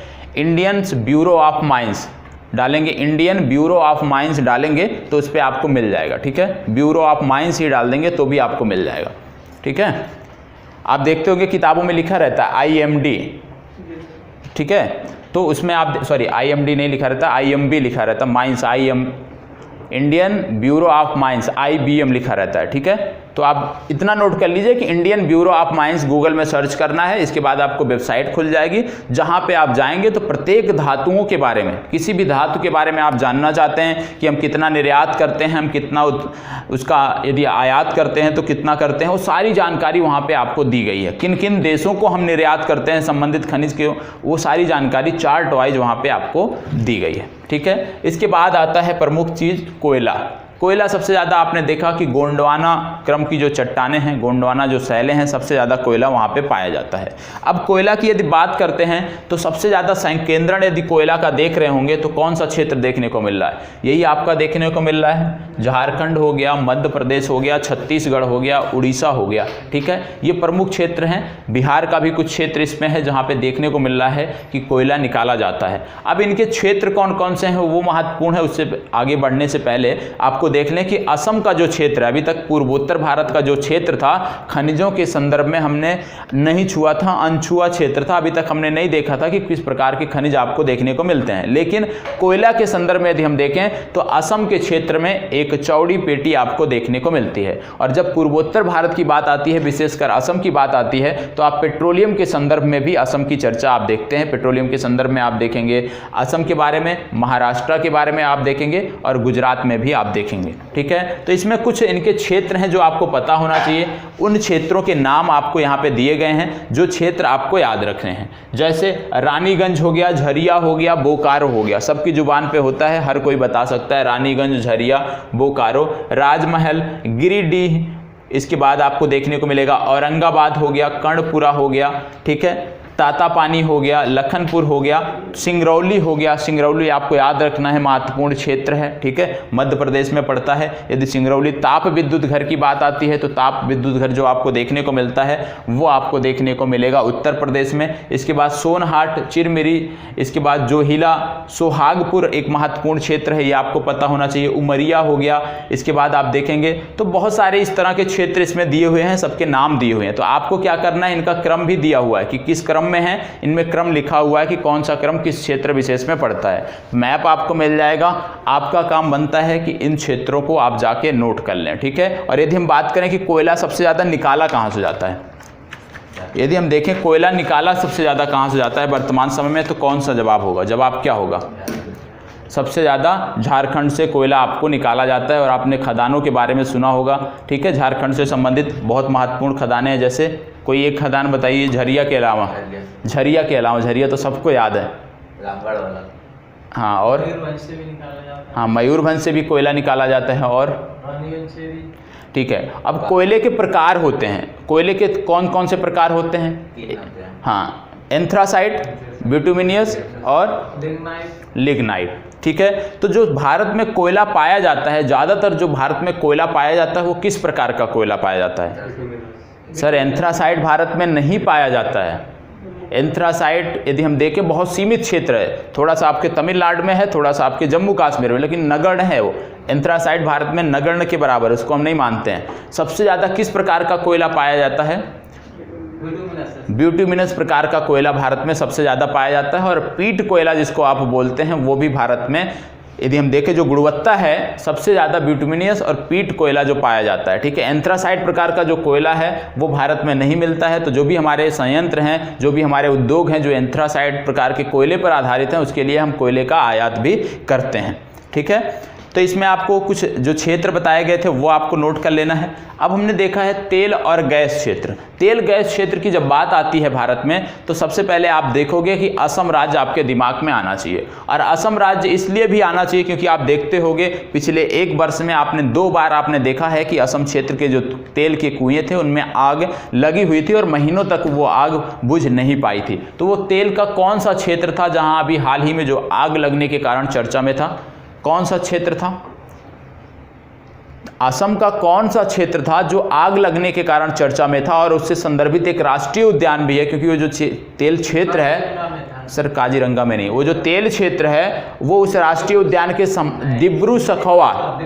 डिब्रू सखौवा जो राष्ट्रीय उद्यान है उसी के संदर्भ में ये आपका तेल का कुआं था जहां पे आग लगी थी और लगभग 2 से 3 महीनों तक वो आग जो थे वो वहां पे जल रही थी, ठीक है। अब इसमें यदि हम देखें तो कौन कौन से तेल क्षेत्र आपको देखने को मिलते हैं। सबसे पहले डिब्रूगढ़, डिगबोई, नाहरकटिया, हुगरीजन, शिवसागर, लखीमपुर, रुद्रसागर, ये कुछ क्षेत्र हैं जो आपको देखने को असम के संदर्भ में मिलते हैं। ये जो एरो वाला क्षेत्र दिया हुआ है ये गैस क्षेत्र की बात है, जो डॉटेड क्षेत्र है वो तेल क्षेत्र की बात है।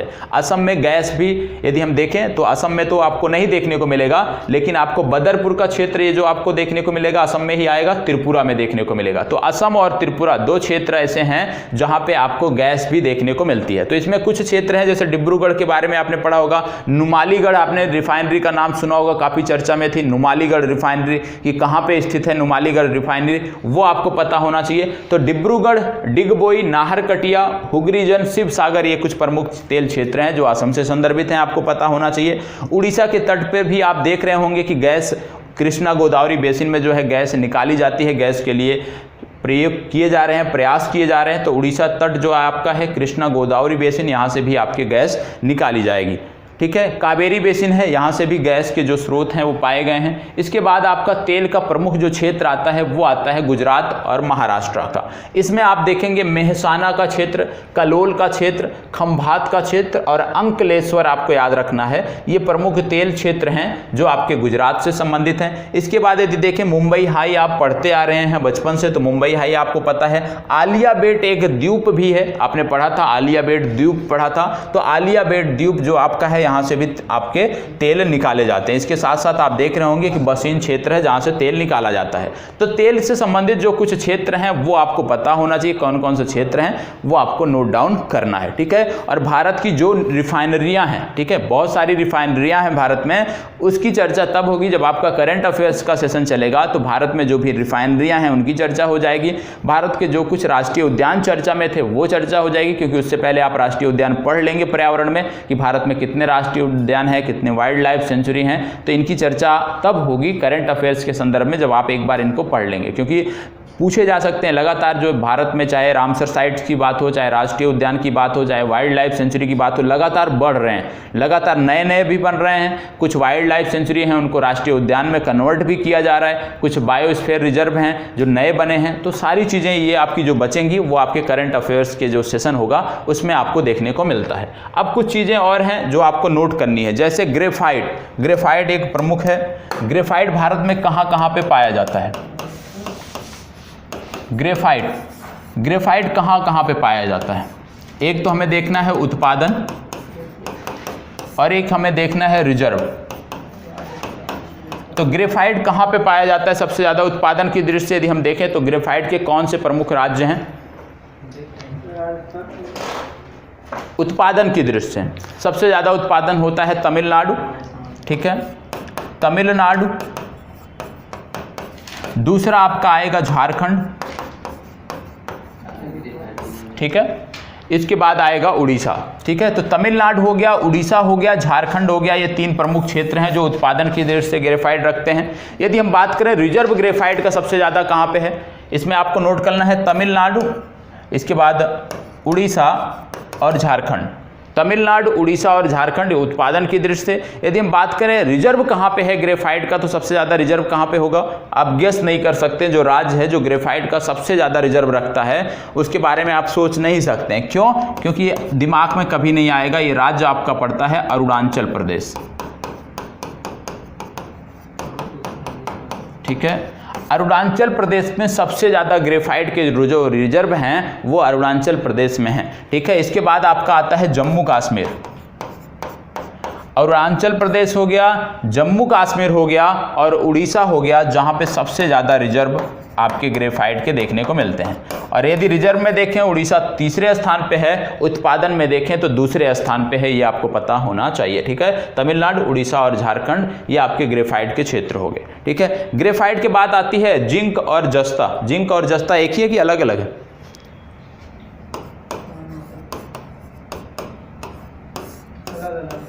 जस्ता को क्या बोलते हैं? और हम जिंक पहले देखेंगे। जिंक सबसे ज़्यादा कहाँ पे पाया जाता है? जिंक सबसे ज़्यादा देखने को मिलेगा राजस्थान में। जो सबसे ज़्यादा उत्पादन होता है जिंक का वो राजस्थान से होता है। भंडार की दृष्टि से यदि हम देखें तो राजस्थान, महाराष्ट्र, ठीक है, और तीसरा जो प्रमुख राज्य यहाँ पे आता है मध्य प्रदेश।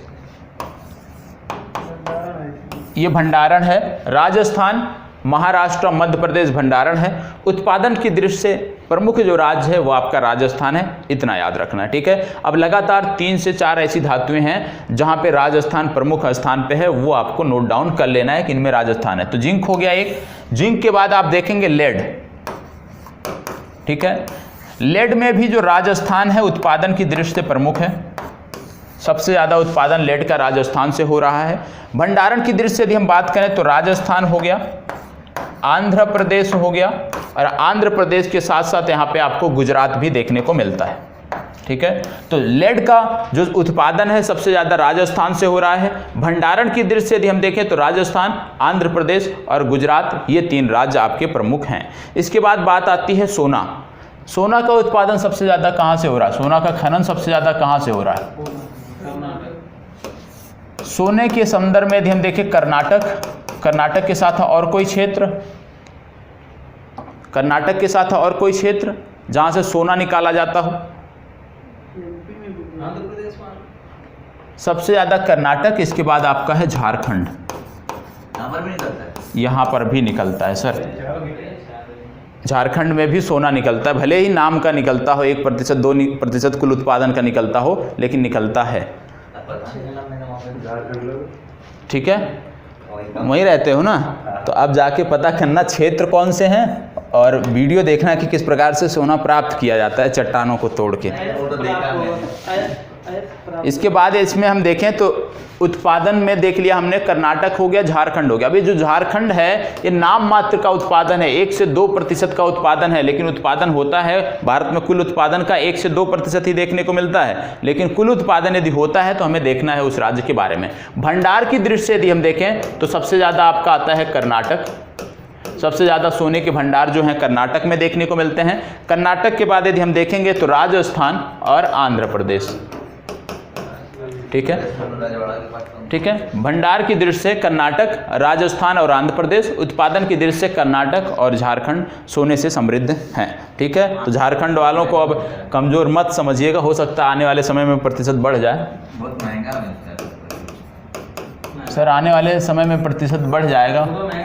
चलिए, चांदी की बात करते हैं तो चांदी सबसे ज़्यादा कहाँ से निकाला जाता है? राजस्थान। तो चांदी भी सबसे ज़्यादा राजस्थान से निकाला जाता है। दूसरा कौन सा क्षेत्र है? कर्नाटक का है।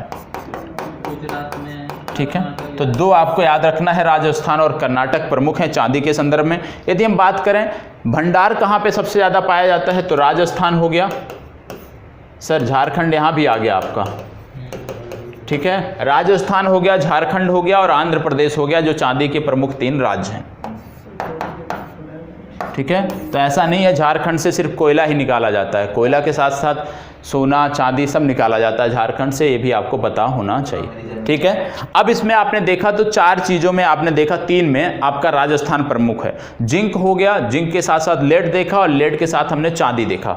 तो जिंक याद रखना है, जिंक की बात हो, लेड की बात हो, चांदी की बात हो, इन तीनों में आपको राजस्थान प्रमुख राज्य के रूप में याद करना है। उत्पादन की दृष्टि से राजस्थान इन तीनों में प्रमुख है। ठीक है, इसके बाद अब हम बात करेंगे कृषि से संदर्भित। अब जो धातुएं जैसे अभ्रक बचा है, ठीक है, और कुछ धातुएं बची हैं, वो आपको चार्ट दे दिया जाएगा, वहाँ से आप नोट कर लीजिएगा। ठीक है, अब बात आती है कृषि की। तो कृषि की जो भी जैसे गेहूं का फसलों की बात करें, हम खाद्यान्न फसलों की बात करें, हम व्यापारिक फसलों की बात करें कि किस क्षेत्र में उगाई जाती हैं, कौन कौन सी फसलें हैं, उससे संदर्भित आपको एक चार्ट दे दिया जाएगा, उसी को आपको देख लेना है। लेकिन हम यहाँ पे क्या समझेंगे जो महत्वपूर्ण है समसामयिक संदर्भों में, आप जानते हैं फूड प्रोसेसिंग की बात होती है।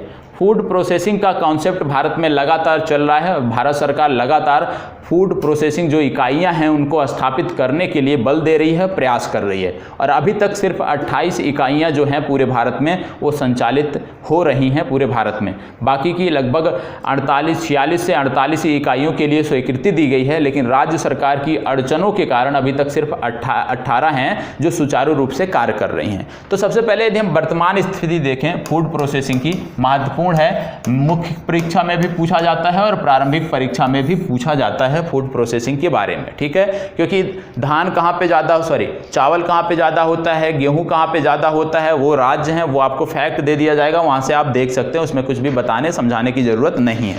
ठीक है, यदि हम बात करें कि फूड प्रोसेसिंग का जो सेक्टर है, ये आप इकोनॉमिक्स में भी थोड़ा बहुत पढ़ेंगे, डिटेल में तो वहाँ पढ़ेंगे, लेकिन थोड़ा बहुत यहाँ देखना है। तो ये हमारा जो जीवीए है इसमें कितना योगदान देता है, पहला प्रश्न यही बन सकता है कि जो हमारा फूड प्रोसेसिंग सेक्टर है, ये जो जीवीए में हमारा कितना योगदान देता है, ग्रास वैल्यू एडिशन बोलते हैं ना, उसमें कितना योगदान देता है फूड प्रोसेसिंग का जो हमारा सेक्टर है। तो आपको बता दें 8.83%। ठीक है, 8.83% का योगदान फूड प्रोसेसिंग सेक्टर हमारा जीबीए में देता है, भारत के कुल जीबीए में देता है, ये आपको पता होना चाहिए। ठीक है, अब एक चीज़ और देखें कि इनमें बहुत सारे लोगों को एक संख्या अनुमानित की गई है कि इनमें भारत के लगभग 70 लाख लोगों को रोजगार मिला हुआ। तो जो फूड प्रोसेसिंग इकाइयां हैं ये भारत में यदि हम देखें तो रोजगार भी एक प्रकार से देखें क्रिएट करती हैं और बहुत काफ़ी संख्या में लोगों को रोजगार मिलता है। एक कोई इकाई होती है तो वहाँ पे लगभग आप मान के चलिए बड़ी इकाई है तो 5 से 10 हज़ार लोगों को एक इकाई में रोजगार मिलता है, जहाँ भी आपको फूड प्रोसेसिंग इकाइयाँ देखने को मिलती हैं। अब इसमें क्या चीज़ें और हैं जो महत्वपूर्ण हैं, इसके साथ साथ आप देखोगे कि भारत में फूड प्रोसेसिंग इकाइयों की ज़रूरत क्यों पड़ी। भारत में फूड प्रोसेसिंग जो इकाइयाँ हैं उनकी ज़रूरत क्यों पड़ी? क्योंकि शायद मान लो बड़े पैमाने पे कोई प्रोडक्शन हो रहा है। फूड प्रोसेसिंग इकाइयों की भारत में ज़रूरत क्यों पड़ी? क्या कारण है कि भारत में सरकार का जोर फूड प्रोसेसिंग इकाइयों की तरफ गया है? भारत सरकार लगातार इसके लिए प्रयासरत है। जैसे आलू का प्रोडक्शन हो, अब चिप्स बनाना, इसके लिए सर ये चीज़ें तो आपकी है सेकेंडरी। प्राथमिक क्या था कि हमारे यहाँ फूड जो वेस्टेज, जो हमारे एग्रीकल्चर वेस्टेज थे वो बहुत ज़्यादा थे, क्योंकि हम क्या करते थे कि हमारे यहाँ परिवहन की सुविधा उतनी अच्छी नहीं थी, हमारे यहाँ स्टोरेज की सुविधा उतनी अच्छी नहीं थी, जिससे बहुत सारा वेस्ट होता था। और जो आंकड़ा है उसकी यदि हम बात करें तो 92,151 करोड़ रुपए का नुकसान प्रत्येक वर्ष जो है हमारा होता था। 92,151 करोड़ रुपए का प्रतिवर्ष नुकसान होता था जो हमारे एग्रीकल्चर बेस्ड होते थे, जिनको हम सही ढंग से स्टोर नहीं कर पाते थे। अब इसमें कुछ चीज़ें ऐसी होंगी कि पोस्ट हार्वेस्ट, फसल के उत्पादन के बाद जो बेस्ट होता था वो इतना हमारा होता था। तो इस बेस्ट को कम करने के लिए, लोगों को नौकरियां दिलाने के लिए, किसानों की आमदनी को दोगुना करने के लिए, किसानों की आमदनी को बढ़ावा देने के लिए, बढ़ाने के लिए फूड प्रोसेसिंग इकाइयों का कॉन्सेप्ट आया है। क्योंकि जहां भी फूड प्रोसेसिंग इकाइयां होगी इनका काम क्या होता है? फूड प्रोसेसिंग इकाइयों का काम क्या होता है? हेलो, फूड प्रोसेसिंग इकाइयों का काम क्या होता है? जैसे किस प्रकार से ये वैल्यू एडिशन करती हैं? फूड प्रोसेसिंग इकाइयों का काम क्या होता है, किस प्रकार से ये वैल्यू एडिशन करती हैं? जैसे अभी आपने उदाहरण दिया आलू का, ठीक है, ठीक है, तो आलू के माध्यम से बहुत सारे उत्पाद तैयार किए जाते हैं। तो यदि किसान सिर्फ और सिर्फ मार्केट में जाके या फूड प्रोसेसिंग इकाइयाँ सिर्फ और कलेक्ट करके किसानों से और उनकी गुणवत्ता के आधार पे उनको बेचेंगी तो उनमें वैल्यू एडिशन बहुत कम हो रहा है। यदि उनसे संगत जो भी उत्पाद हैं, यदि हम उन उत्पादों को बनाकर मार्केट में बेचते हैं तो हमारा वैल्यू एडिशन ज़्यादा होता है, और वैल्यू एडिशन ज़्यादा होने के कारण क्या होता है कि किसान की भी आमदनी बेहतर होती है, साथ ही साथ लोगों को रोजगार भी मिलता है, और जो उद्योग हैं वो भी विकसित होते हैं, वो भी उनका भी जो क्षेत्र है वो आपका बढ़ता है। अब यदि हम इसमें देखें तो सबसे ज़्यादा फूड प्रोसेसिंग इकाइयों की जब बात आती है तो भारत का जो मैप है, भारत के संदर्भ में यदि हम देखें तो आप देखते होंगे कि भारत के जो विभिन्न राज्य हैं विभिन्न क्षेत्रों में अग्रणी हैं। जैसे हम यदि बात करें कि भारत का कौन सा ऐसा क्षेत्र है जो खाद्यान्न फसलों में, खाद्यान्न में हो गया, खाद्यान्न फसलों में, इसके साथ साथ आपके डेयरी प्रोडक्ट में, ठीक है, और इसके बाद आपका खाद्यान्न हो गया, डेयरी हो गया, और इसमें आप जोड़ सकते हो मल्टीग्रेन्स। इन सब में यदि हम देखें तो कौन सा राज्य हमारा समृद्ध है, कौन कौन से राज्य ऐसे हैं जो खाद्यान्न में भी समृद्ध हैं और डेयरी उद्योग में भी समृद्ध हैं? हरियाणा, ठीक है। तो सबसे पहले यदि इसमें हम देखें तो इसमें हमारे राज्य आ जाते हैं पंजाब, हरियाणा, ये दो प्रमुख राज्य इसमें आपको देखने को मिलते हैं, पंजाब, हरियाणा, और उत्तर प्रदेश भी इसमें देखने को मिलता है। तो पंजाब हो गया, हरियाणा हो गया, उत्तर प्रदेश हो गया, साथ साथ गुजरात भी इसमें आ जाता है, क्योंकि गुजरात में आप जानते हैं अमूल का जो कॉन्सेप्ट आया है वो गुजरात से आया है, तो इसमें आपका गुजरात भी शामिल है। ये ऐसे क्षेत्र हैं जो खाद्यान्न और डेयरी उद्योग में बेहतर कर रहे हैं। तो यहाँ पे यदि इकाइयाँ स्थापित की जाएंगी, फूड प्रोसेसिंग यदि इकाइयाँ होंगी तो किस तरह की, किस क्षेत्र से संबंधित इकाइयाँ यहाँ पे स्थापित की जाएंगी, क्योंकि यहाँ पे क्या मिल रहा है हमें, फूड प्रोसेसिंग इकाइयों का कॉन्सेप्ट क्या है कि उस क्षेत्र विशेष में जो उत्पाद हो रहा है उसी से संदर्भित इकाइयाँ उस क्षेत्र विशेष में स्थापित की जाती हैं। तो यदि हमें पंजाब, हरियाणा, उत्तर प्रदेश, गुजरात में कोई फूड प्रोसेसिंग इकाई लगानी होगी तो हम क्या लगा सकते हैं? खाद्यान्न से संबंधित एक लगा सकते हैं, दूसरा हम डेयरी प्रोडक्ट से संबंधित इकाई लगा सकते हैं, जिसमें हम डेयरी प्रोडक्ट से संबंधित इकाइयों के माध्यम से हम वहाँ के किसानों की आमदनी को दोगुना, क्षेत्रीय लोगों को रोजगार मिल सकता है। इसके साथ साथ यदि हम देखें तो भारत के जो तटीय राज्य हैं, चाहे आप पूर्वी तट की बात करें चाहे आप पश्चिमी तट की बात करें, ये किन चीज़ों में समृद्ध हैं? जो हमारे तटीय राज्य हैं ये किन चीज़ों में समृद्ध हैं, चाहे पूर्वी तट की बात करें चाहे पश्चिमी तट की बात करें? सबसे पहली बात, जो हमारे तटीय राज्य हैं यहाँ पे फ्रूट, फल और सब्जियाँ, ठीक है, जो भी हमारे तटीय राज्य हैं यहाँ पे फल एवं सब्जियाँ, ठीक है, फल और सब्जियों में ये समृद्ध हैं। फल और सब्जियों में समृद्ध होने के साथ साथ और किन चीज़ों में हमारे तटीय राज्य समृद्ध हैं? आपने एग्रीकल्चर, क्योंकि ये तो रिवीजन क्लास चल रही है, कुछ ना कुछ तो आपने पढ़ा होगा, तो क्या है इसमें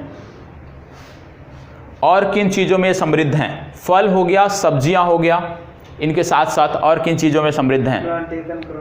जी हाँ, नारियल, ठीक है, बहुत अच्छा, हो तो उसी में आ जाएगा, ठीक है, मान लेते हैं नारियल, चलिए, क्योंकि नारियल का एक अलग सेक्टर हो जाता है, ठीक है।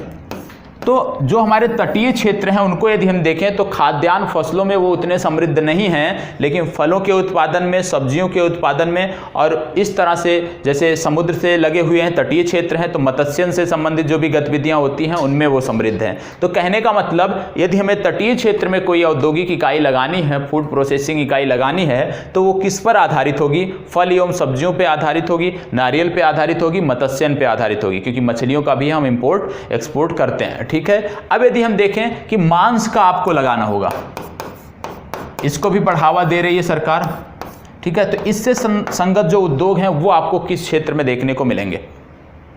ये तो सर सबसे ज़्यादा मांस का जो उत्पादन है वो किस क्षेत्र विशेष से हो रहा है? आंध्र प्रदेश हो गया, तमिलनाडु हमारा हो गया, तो ठीक है, तो ऐसे जो राज्य हैं जहां से मांस का सबसे ज़्यादा उत्पादन आपको देखने को मिलता है, तो इसमें सबसे ज़्यादा प्रमुख यदि कोई है तो तमिलनाडु आपको देखने को मिलता है। तमिलनाडु एक प्रमुख राज्य के रूप में है, महाराष्ट्र एक प्रमुख राज्य के रूप में है, ठीक है, जो, ठीक है, यहाँ पे क्या बात हो रही है कि जो सबसे ज़्यादा उत्पादन वहाँ पे होता है और बेस्ट के रूप में जाता है, उसका हमें उस प्रकार से मूल्य नहीं मिल पाता है। तो सबसे प्रमुख राज्य इसमें तमिलनाडु, दूसरा आपका महाराष्ट्र। तो मतलब यदि हमें मांस एक्सपोर्ट करना है, इससे संदर्भित इंडस्ट्री लगानी है, तो हम कहाँ पे लगाएंगे? तमिलनाडु और महाराष्ट्र से संबंधित क्षेत्रों में लगाएंगे। इसके बाद बात आती है हमारे पर्वतीय क्षेत्र, जो हमारे पर्वतीय राज्य हैं, जैसे जम्मू कश्मीर, उत्तराखंड, हिमाचल प्रदेश, इसके बाद पूर्वोत्तर में चले जाइए। तो जो हमारे इस तरह के राज्य हैं, पर्वतीय राज्य हैं, वहां पे किन चीजों की अधिकता होती है, किस प्रकार की चीजें वहां पे पाई जाती हैं? जो हमारे पर्वतीय क्षेत्र है, सबसे पहली बात फल वहां पे मिलते हैं, ड्राई फ्रूट्स वहां पे देखने को मिलते हैं। ठीक है, तो फल हो गया, ड्राई फ्रूट्स हो गया, मतलब इनसे संगत जो उद्योग हैं, इनसे संबंधित जो इकाइयां हैं, वो आपको पर्वतीय क्षेत्रों में लगाने की जरूरत है। तो कहने का मतलब, यदि हमें राज्यों के बारे में पता है, राज्यों से संदर्भित उत्पाद के बारे में पता है, तो हम ये समझ सकते हैं, ये अनुमान लगा सकते हैं कि यदि हमें फूड प्रोसेसिंग इकाई की बात कर रहे हैं, तो वो किस क्षेत्र विशेष में किससे संदर्भित हमें लगानी चाहिए और क्या क्या चीजें उसमें हमें देखनी पड़ेगी। अब यदि हम देखें तो एक योजना थी जो समाप्त हुई है, 14वें जो वित्त आयोग था उसके द्वारा दिया गया था। इसका जो कार्यकाल था वो 2016 से 2020 तक था। ठीक है, और ये बहुत महत्वपूर्ण योजना थी फूड प्रोसेसिंग इकाइयों से संबंधित। इसको बोलते थे पीएम किसान संपदा योजना। ठीक है, इसके नाम अलग अलग समयों पे अलग अलग नाम बदले गए, बीच में इसका संपदा योजना रखा था, फिर इस सरकार के गठन के बाद इसका नाम हो गया प्रधानमंत्री किसान संपदा योजना। तो प्रधानमंत्री किसान संपदा योजना जो है ये महत्वपूर्ण है, क्योंकि ये 14वें वित्त आयोग की संस्तुति के बाद से चालू की गई थी। और अब आपका कौन सा चल रहा है? फाइनेंस कमीशन कौन सा चल रहा है? 2021 में 15वां चल रहा है। तो ये आपको पता होना चाहिए। ठीक है, अब इसमें क्या क्या चीज़ें थी ये आपको जाननी है, क्योंकि ये योजना जो थी 2020 तक के लिए ही थी। तो इसमें क्या क्या चीज़ों पर ध्यान दिया जाता था, किन चीज़ों पर इसमें ध्यान दिया गया? पीएम किसान संपदा योजना, किन चीज़ों पर इसमें ध्यान दिया गया था? नहीं पता है, योजना नहीं पढ़ा है। ठीक है, तो इसमें क्या था कि जो अधोसंरचना विकास है, जो हमारे अधोसंरचना विकास है, जो हमारे मेगा फूड पार्क अभी बने हुए हैं, उनमें अधोसंरचना विकास में हमें व्यय करना है, अधोसंरचना विकास पर हमें फोकस करना था। तो इस योजना के अंतर्गत अधोसंरचना विकास पर फोकस किया गया था। फूड पार्क और ये प्रोसेसिंग अलग अलग है? क्या मेगा फूड पार्क अलग है, प्रोसेसिंग इकाइयां अलग हैं? मेगा फूड पार्क क्या होता है? मेगा फूड पार्क का मतलब बहुत विस्तृत क्षेत्र हो गया। अभी उसकी हम बात करते हैं कि उनमें क्या क्या चीजें होती हैं। मेगा फूड पार्क का मतलब हो गया कि उसमें जो प्रोसेसिंग इकाई है वो एक छोटी सी इकाई है, उद्योग। मेगा फूड पार्क की जब बात होती है तो उसमें इकाई एक छोटी सी है। अब इसमें बहुत सारे सेक्टर, जैसे पहला हो गया कि कहाँ कहाँ से हमें रॉ मटेरियल मिलेगा, मतलब चाहे आप किसान संगठन के माध्यम से लीजिए, चाहे विभिन्न स्वयं सहायता समूहों के माध्यम से लीजिए, चाहे व्यक्तिगत रूप से आप दीजिए। फिर ये कहाँ पे जाते हैं, मतलब यदि आप बेचना चाहते हैं, पहले उसी को समझ लेते हैं। यदि आप बेचना चाहते हैं, मान लीजिए आप किसी मेगा फूड पार्क का जो कॉन्सेप्ट है, मेगा फूड पार्क का जो कॉन्सेप्ट है, इसमें आप बेचना चाहते हैं अपने, आप मान लीजिए आम उगाते हैं और आम की फसल आप इसमें बेचना चाहते हैं, कोई भी मेगा फूड पार्क है वहाँ पे देना चाहते हैं। तो यहाँ पे कौन दे सकता है? या तो आपके किसान संगठन दे सकते हैं, पहला। ठीक है, दूसरा क्या है कि विभिन्न आपके स्वयं सहायता समूह हैं, वो दे सकते हैं। तीसरा, आप व्यक्तिगत रूप से किसान हैं, आप भी ले जाकर अपनी फसल यहाँ पे दे सकते हैं। अब इसके बाद क्या होता है, कहाँ पे आप देंगे? सबके कलेक्शन सेंटर होते हैं, निर्धारित होते हैं, इन्हीं कलेक्शन सेंटर पर आपको ले जाके देना होता है। ठीक है, ये आपके कलेक्शन सेंटर हो गए। ठीक, कलेक्शन सेंटर पे जाने के बाद क्या होता है कि ये प्रोसेस किए जाते हैं किसमें? इनमें जिस प्रकार से आप जानते हैं कि वैल्यू एडिशन बढ़ाने के लिए सबसे ज़्यादा जरूरी क्या है कि उनकी गुणवत्ता क्या है।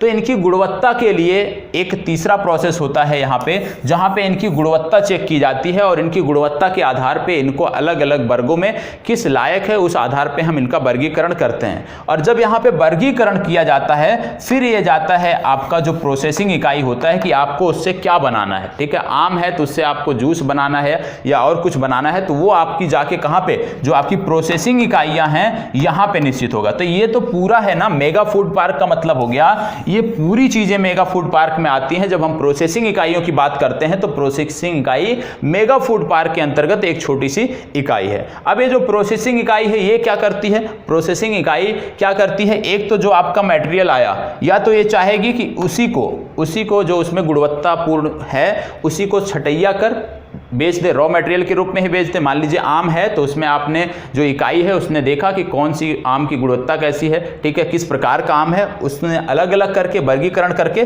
सीधा आम ही बाजार में बेच दिया।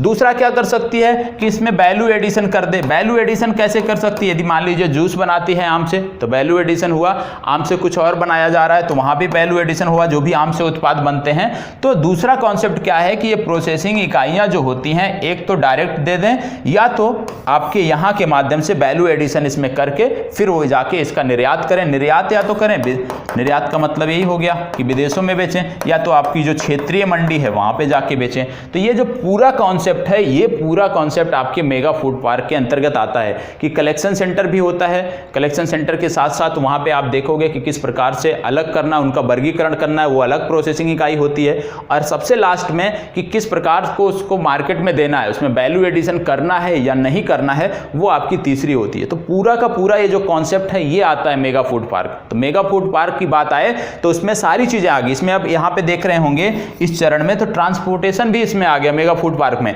क्योंकि जब आपको निर्यात करना है, आपको क्षेत्रीय मंडी ले जाना है तो ट्रांसपोर्ट की भी सुविधा यहाँ पे आपकी जुड़ जाती है। तो ये पूरा कॉन्सेप्ट आता है मेगा फूड पार्क का, ठीक है। अब मेगा फूड पार्क का जो कॉन्सेप्ट था, इसमें जो मैंने योजना बताया पीएम किसान संपदा योजना, तो पीएम किसान संपदा योजना के माध्यम से क्या था कि जो भी मेगा फूड पार्क हैं उनके अवसंरचना विकास में बढ़ावा देना। अवसंरचना विकास के साथ साथ यदि हम देखें तो आधुनिक तकनीकों का ज्यादा से ज्यादा प्रयोग किया जाए, जिससे ज्यादा से ज्यादा बेनिफिट हमें मिल सके, वो इस योजना का फोकस था, ठीक है। सप्लाई चेन को मजबूत करना फोकस था कि किस प्रकार से सप्लाई चेन बेहतर ना होने के कारण वेस्ट कितने और हो जाते हैं, फूड वेस्ट बढ़ जाते हैं, उसका कॉन्सेप्ट यहाँ पे था। अब जैसे हाल ही में केरल है, केरल के पलक्कड़ जो जिला है, क्षेत्र है, वहां पे केरल का पहला मेगा फूड पार्क स्थापित किया गया। आपने पढ़ा होगा, समाचार पत्रों में आप पढ़ते होंगे कि राज्य विशेष के पहले मेगा फूड पार्क स्थापित, जैसे मध्य प्रदेश में अवंती मेगा फूड पार्क जो है वो पहला मेगा फूड पार्क है। तो इस तरह के बहुत सारे मेगा फूड पार्क हैं जिनकी बात हो रही है। और जो भी भारत के प्रमुख मेगा फूड पार्क हैं उनकी चर्चा करंट अफेयर्स का जो आपका सेशन होगा उसमें जितने भी भारत के मेगा फूड पार्क हैं उनकी चर्चा की जाएगी। तो अभी परेशान नहीं होना, अभी अवंती नहीं नोट करना है, ठीक है।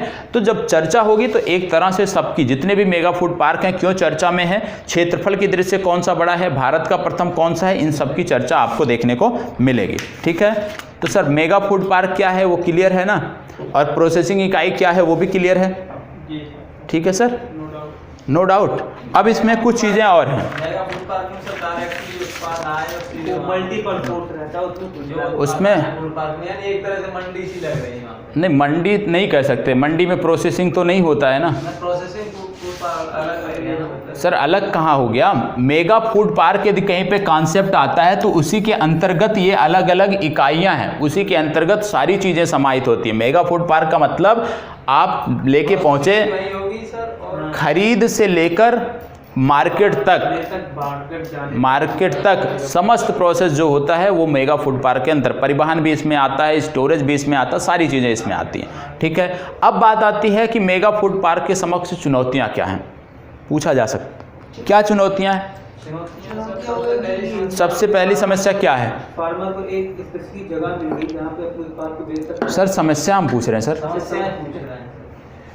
मेगा फूड पार्क की जो समस्या है भारत में वो ये है कि जो भी मेगा फूड पार्क स्थापित किए जाते हैं उसकी जो इंडस्ट्री, जैसे आप कहीं पे स्थापित करना चाहते हैं तो आप ज़मीन नहीं खरीद सकते, कॉन्ट्रैक्ट बेसिस पे होता है, आप उसके ओनर नहीं हो सकते, ज़मीन के आप उसके ओनर नहीं हो सकते। तो इससे क्या होता है कि यदि आपके पास वित्त की कमी है तो आप नहीं कर सकते, क्योंकि कहीं से फाइनेंस नहीं हो सकता, जो भी बैंकिंग इकाइयां हैं वो आपको फाइनेंस नहीं देगी। तो सबसे बड़ी समस्या ये है कि उसमें जो है मेगा फूड पार्क जहां भी स्थापित किए जा रहे हैं उसमें आपको समस्या देखने को मिल रही है। पहली समस्या वित्त की कमी देखने को मिल रही है। दूसरी समस्या, राज्य सरकारें लगातार अड़चन डालती हैं, जिसके चलते भारत सरकार ने जो अभी तक स्वीकृत किए थे, यदि हम उसकी बात कर लें कि कितने स्वीकृत किए हैं और कितने स्थापित हुए हैं, तो भारत सरकार ने लगभग 48 मेगा फूड पार्क के लिए स्वीकृति दे दी है विभिन्न राज्यों में, लेकिन अभी तक सिर्फ 18 ही संचालित हो चुके हैं, ठीक है। बाकी के क्या है कि राज्य सरकार की अड़चनों के कारण अभी संचालित नहीं हो सके हैं। तो इनकी एक समस्या ये है जो आपको पता होना चाहिए।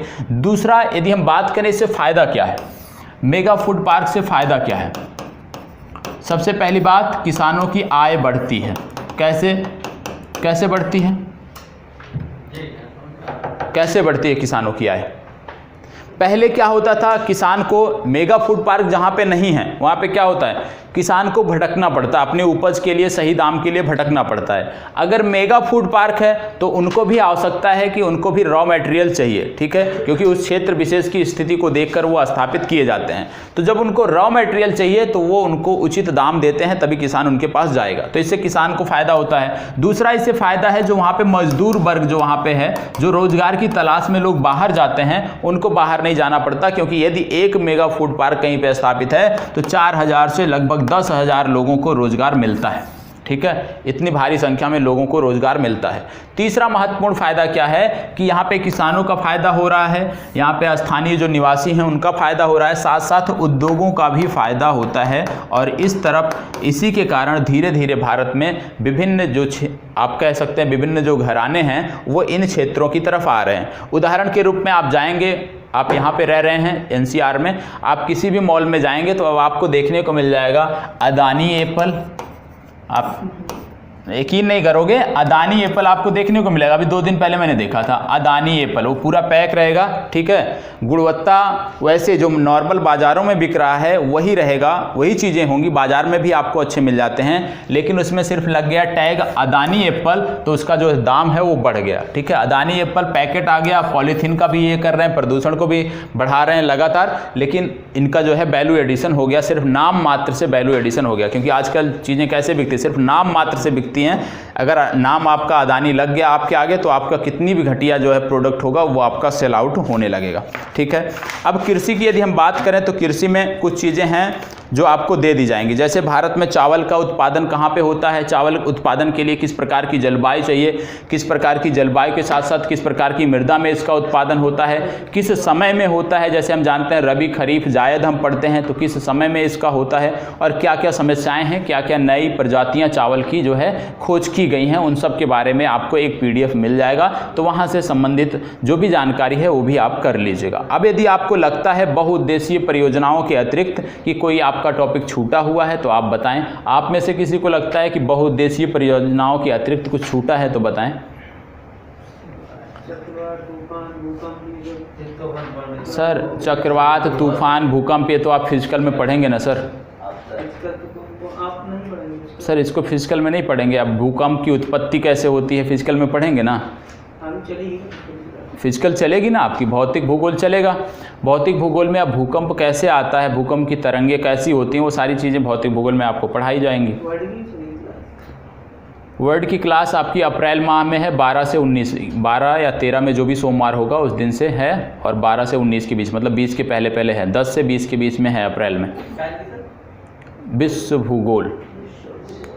चलें बताएं, अगर आपको लग रहा है कोई टॉपिक आपका छूटा हुआ है तो बताएं, उससे संदर्भित आपको जो भी जानकारी होगी वो मैं बता देता हूं कि किस प्रकार से आपकी वो कक्षा मिलेगी, क्योंकि मैंने जो देखा है उसके आधार पे आपकी बहुउद्देशीय परियोजनाएं छूटी हुई हैं। तो बहुउद्देशीय परियोजनाओं की भी आपको एक डिटेल मिल जाएगी। उसमें क्या याद रखना है कि जो भी बहुउद्देशीय परियोजनाएं होती हैं, जो भी वहाँ पे जलाशय बनाए जाते हैं, जो भी आपके डैम बनाए जाते हैं, उनके पीछे उनके जलाशय होते हैं, ठीक है, और वो जो जलाशय होते हैं उनके संबंधित नाम हैं। अलग अलग डैम के पीछे जो जलाशय हैं उनका नाम है।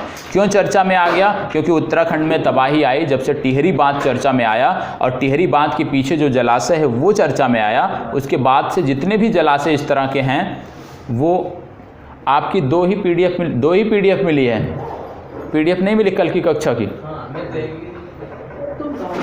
आपको जो भी पीडीएफ नहीं मिली है अभी तक, देखिए आज की कक्षा में कोई पीडीएफ नहीं है, सिर्फ मैप का पीडीएफ है। जो भी पीडीएफ नहीं मिली है अभी कक्षा के तुरंत बाद 10 मिनट में आपको मिल जाएगी। मृदा नहीं पढ़ाया गया सर, कल नहीं आए थे आप क्या? मृदा कब पढ़ाया गया आपको? 2 दिन पहले हुआ ना सर। बृहस्पतिवार या शुक्रवार की कक्षा में फाइल हुआ है। बृहस्पतिवार या शुक्रवार की कक्षा में फाइल हमने देखा है।